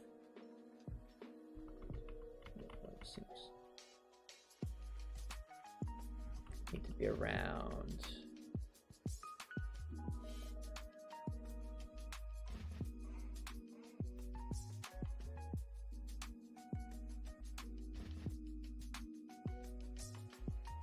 two, 3, 4, 5, 6. Okay, so around the corner there.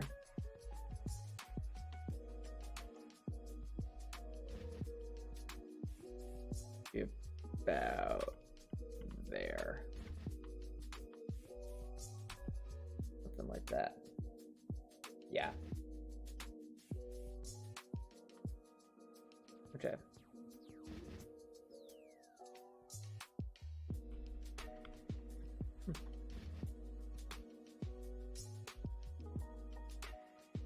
So, Copper Nicholson, what do you think of these new attack animations that we're working on?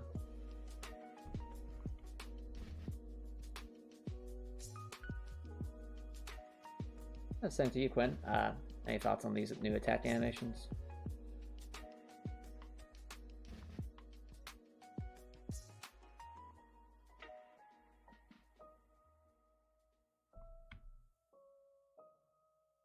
Let's start with there and see how that looks.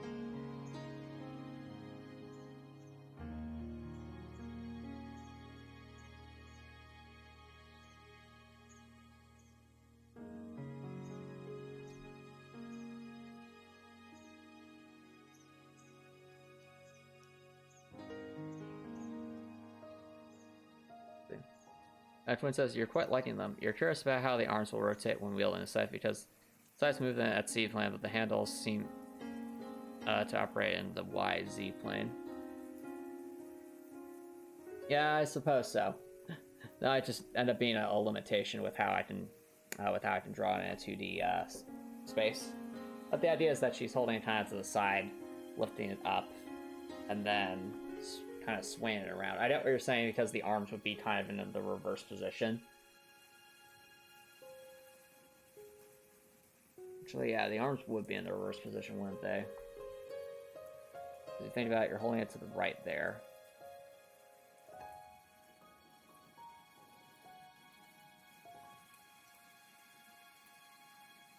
Yeah, so she'll...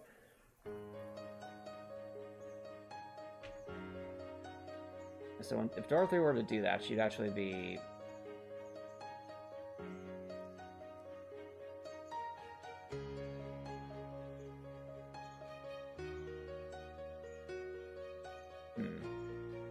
think about this.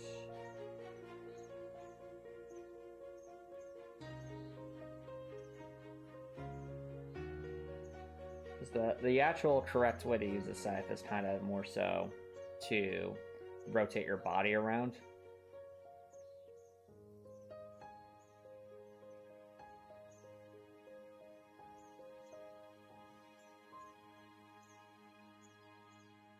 Let's see here. But we're also going to have a little willing suspension of disbelief here.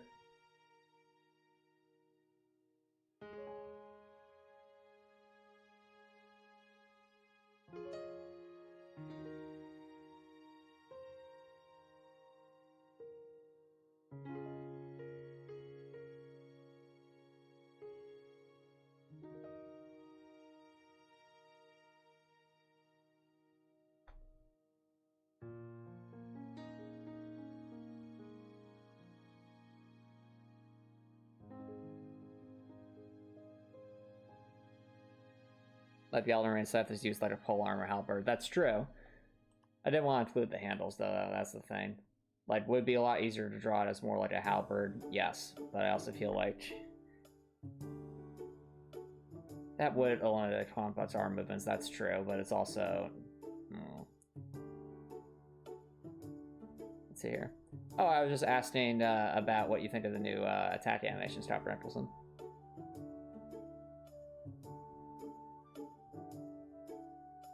And we can always have Dorothy, like, rotate around, like, and then end up,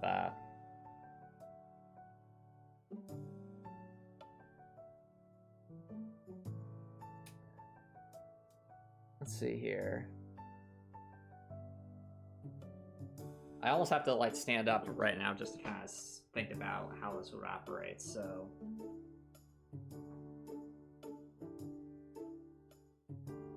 Yeah, your body would almost turn the side if you did something like that. Oh, I just got an idea though. I just got an idea. Here's the thought, chat. What if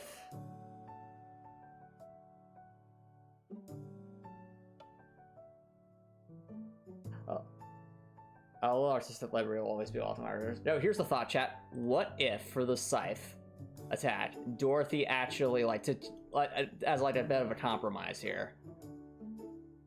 What if instead of having to draw like Dorothy turning her upper body, which would be the most realistic way to portray it if she was doing a 180-degree slash with a Scythe, what if she actually did like a full spin? And I'm not saying like she hits everything around her. I'd say like the main slash would just be like 180 degrees in front of her. But what if like this weapon is, well, using weapon here in air quotes, is so unwieldy for her that she actually doesn't know how to stop herself, and she ends up just like doing a full 360 twirl with it. You know? Like, I think that would be kind of endearing. But also, like, really drive home the idea of this is a very awkward thing to use as a weapon. But it would also simultaneously be a bit easier to animate because I'd only really have to... Quinn says, oh, it'd be great. Like the twirling fireball attacking crosscode, kind of something like that. Yeah, something like that. Copper Nicholson suggests making fists deal more damage than the Scythe. Well, you know, Copper Nicholson, if you level up the fists enough, they would deal more damage than the base Scythe. Though, I guess in the long run, the Scythe would ultimately do more damage just because it starts with better stats. But Quit says also starts with the character. Yeah, exactly. All right, you know what? Yes, we're doing a full twirly Dorothy spin for the Scythe. Even though the actual main swipe will be kind of like the axe in the sense it's only 180 degrees in front of her, she'll still spin around because it's like that's perfect. Okay, so let's give ourselves some space here. So really, if we're doing the whole twirling maneuver, then all we need to draw is just the four directions of Dorothy holding the Scythe, kind of like this. And then just the four directions of Dorothy holding the Scythe upward, just to suggest she's about to do the spin, and then she, twirls around.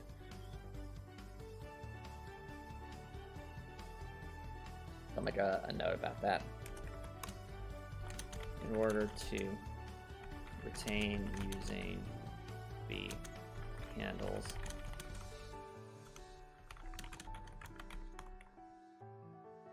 on the scythe without having to draw an animation for twisting the upper body and arms. It's the body. Have Dorothy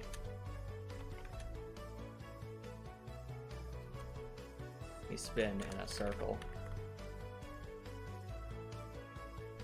even though the main attack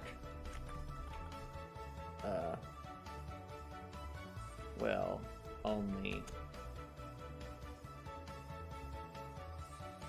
the main attack will only occur in an 180-degree arc.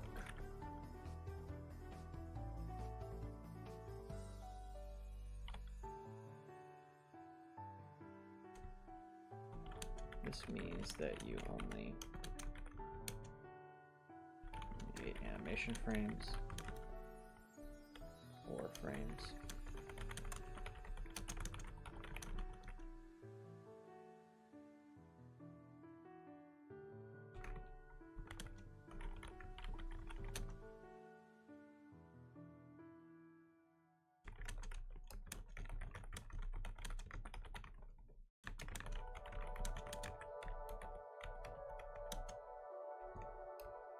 Have I ever played it? Ever. Not that much Chopper Nicholson.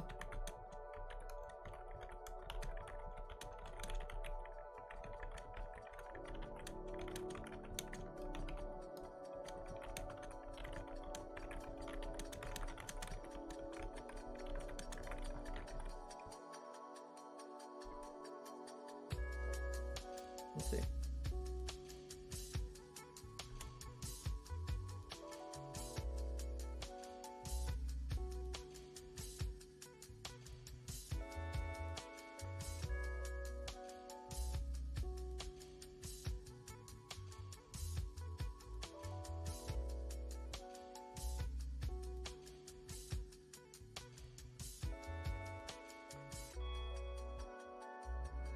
Okay, I'll still need that diagonal animation, so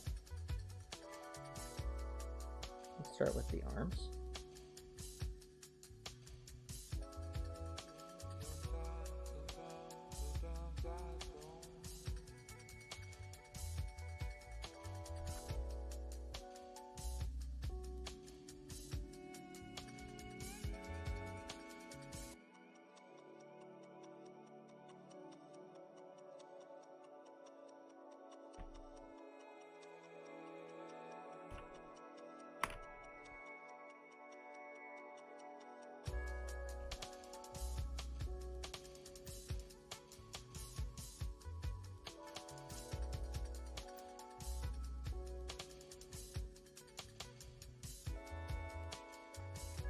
And yeah, so ultimately we'll want to hold it kind of like that.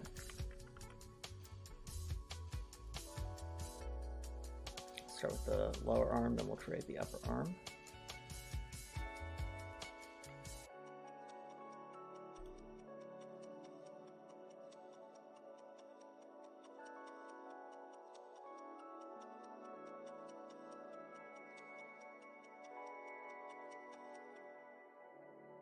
Okay.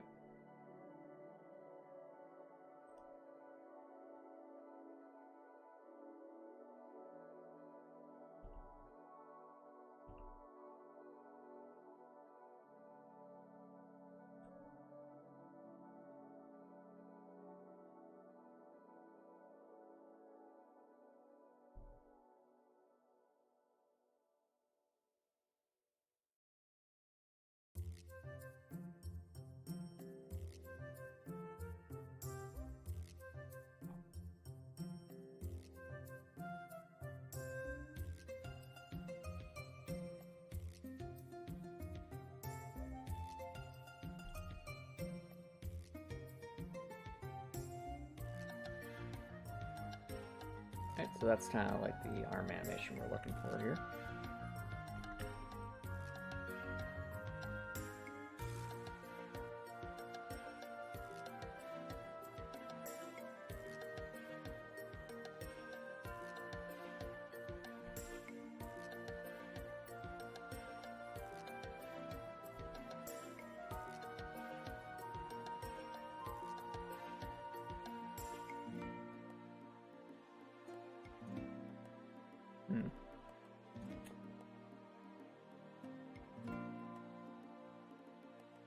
I almost think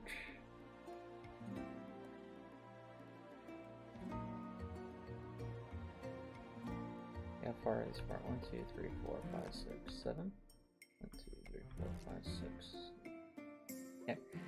Twin says you got 1 terabyte solid state drive recently, and now your entire laptop is clear of all non-essentials. Awesome. Yeah, solid state drives are really, really helpful. I find whenever I'm recording challenge run footage off stream, those can, solid state drives can be very, very effective for that, because they can just store so much information so quickly.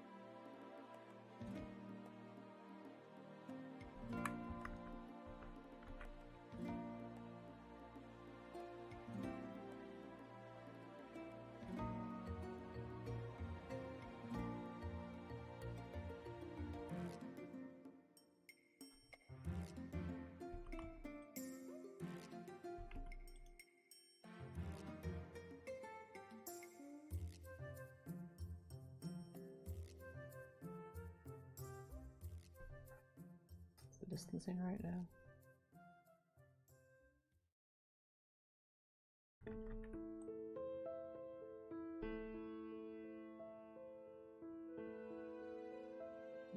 That's a bit odd. No, I think the distancing was right before.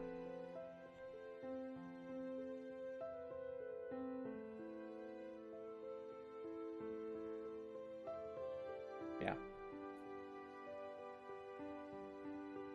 Quinn says you also changed your wallpaper some tropical art flamingos, which really reflects how you feel and you're trying to reclaim your personality finally. Okay. Well, I wish you all the best with that.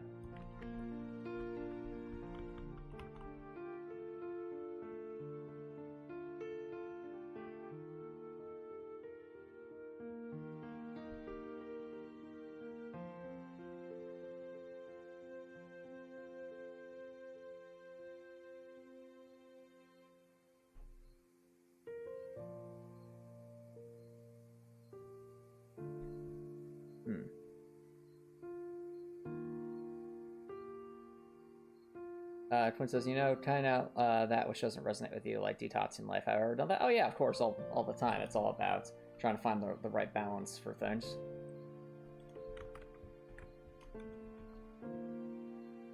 And sometimes it's necessary to take a good hard look at, you know, where things are at in life and whether you need to make any adjustments, and kind of go from there.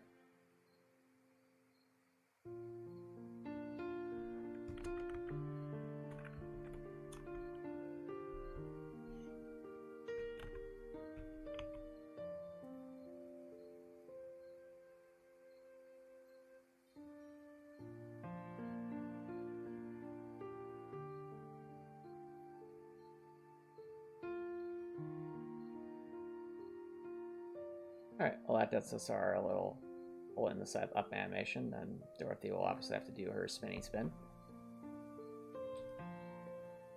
So in order to do the spinny spin, we need to actually have the Scythe holding animation for the other directions.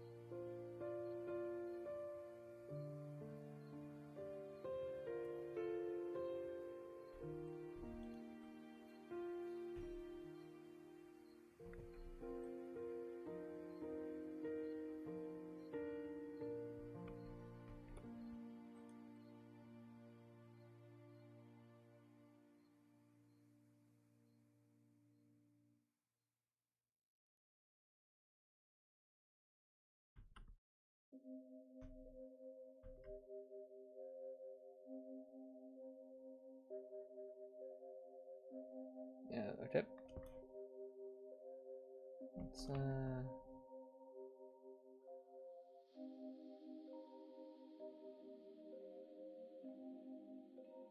Let's figure this out.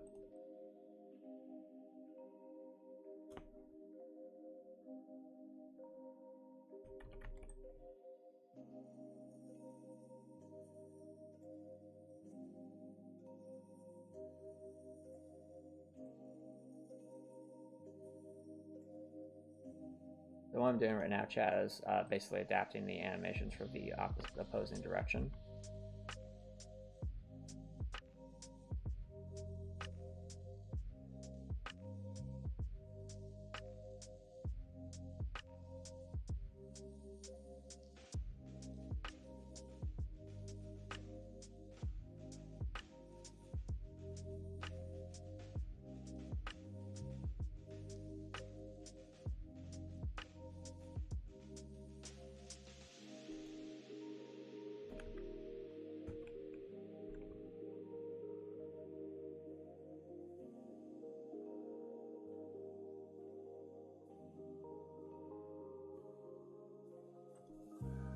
So adapt that.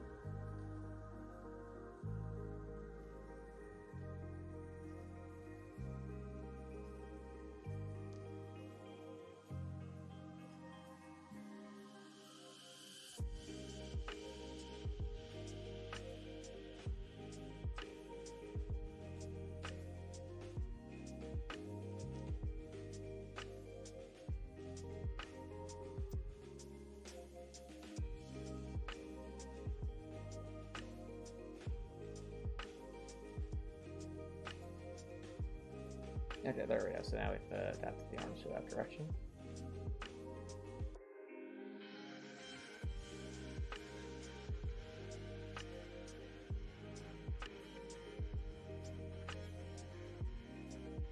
That's for the Scythe itself.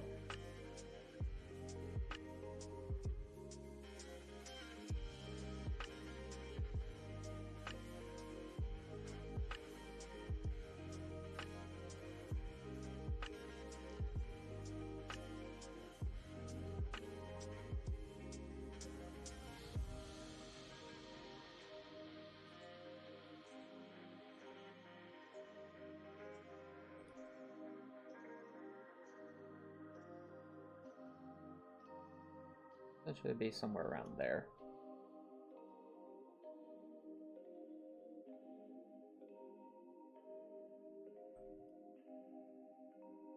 So that's about what we'd see of it. Nice.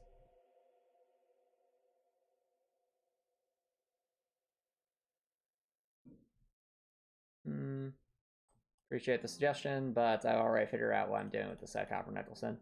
It'll be a slower, awkward to handle weapon that deals, moderate damage, but its main benefit is that one of its special allows you to recover ammo on hit. So that's like an actually harvest of some kind. So that'll be the niche it'll fill.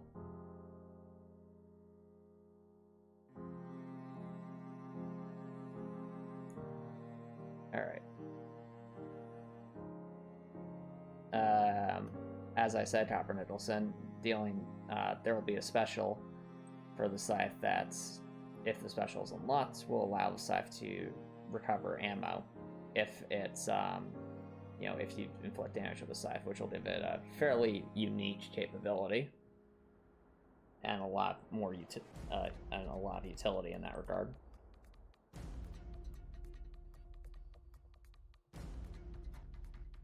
All right. Well, I think what we'll do is we'll have to pick up from here. So we'll call this current action for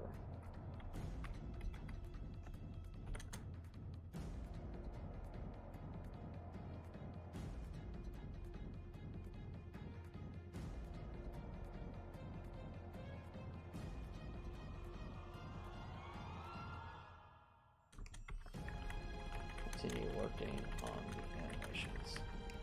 yeah, I think that'll be a good spot to wrap things up. So, let's also update the background there. That's a your old green screen.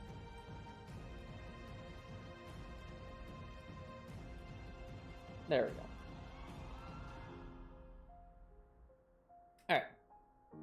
So, I think that'll be a good spot to wrap things up for here. You know, we're making some progress. We got ourselves a new projectile for the Windraker. We created some particle effects for the Windraker. And as you can see, we're starting to do some work on the Scythe. So, still quite a bit to do, but definitely looking forward to it. So if you're watching on Twitch, feel free to subscribe for raid. But if you're watching on YouTube and what we saw, please consider subscribing on YouTube. It's free to subscribe on YouTube, only change one layer. That's a great way to show support. If you're watching on YouTube, I hope you have an amazing night.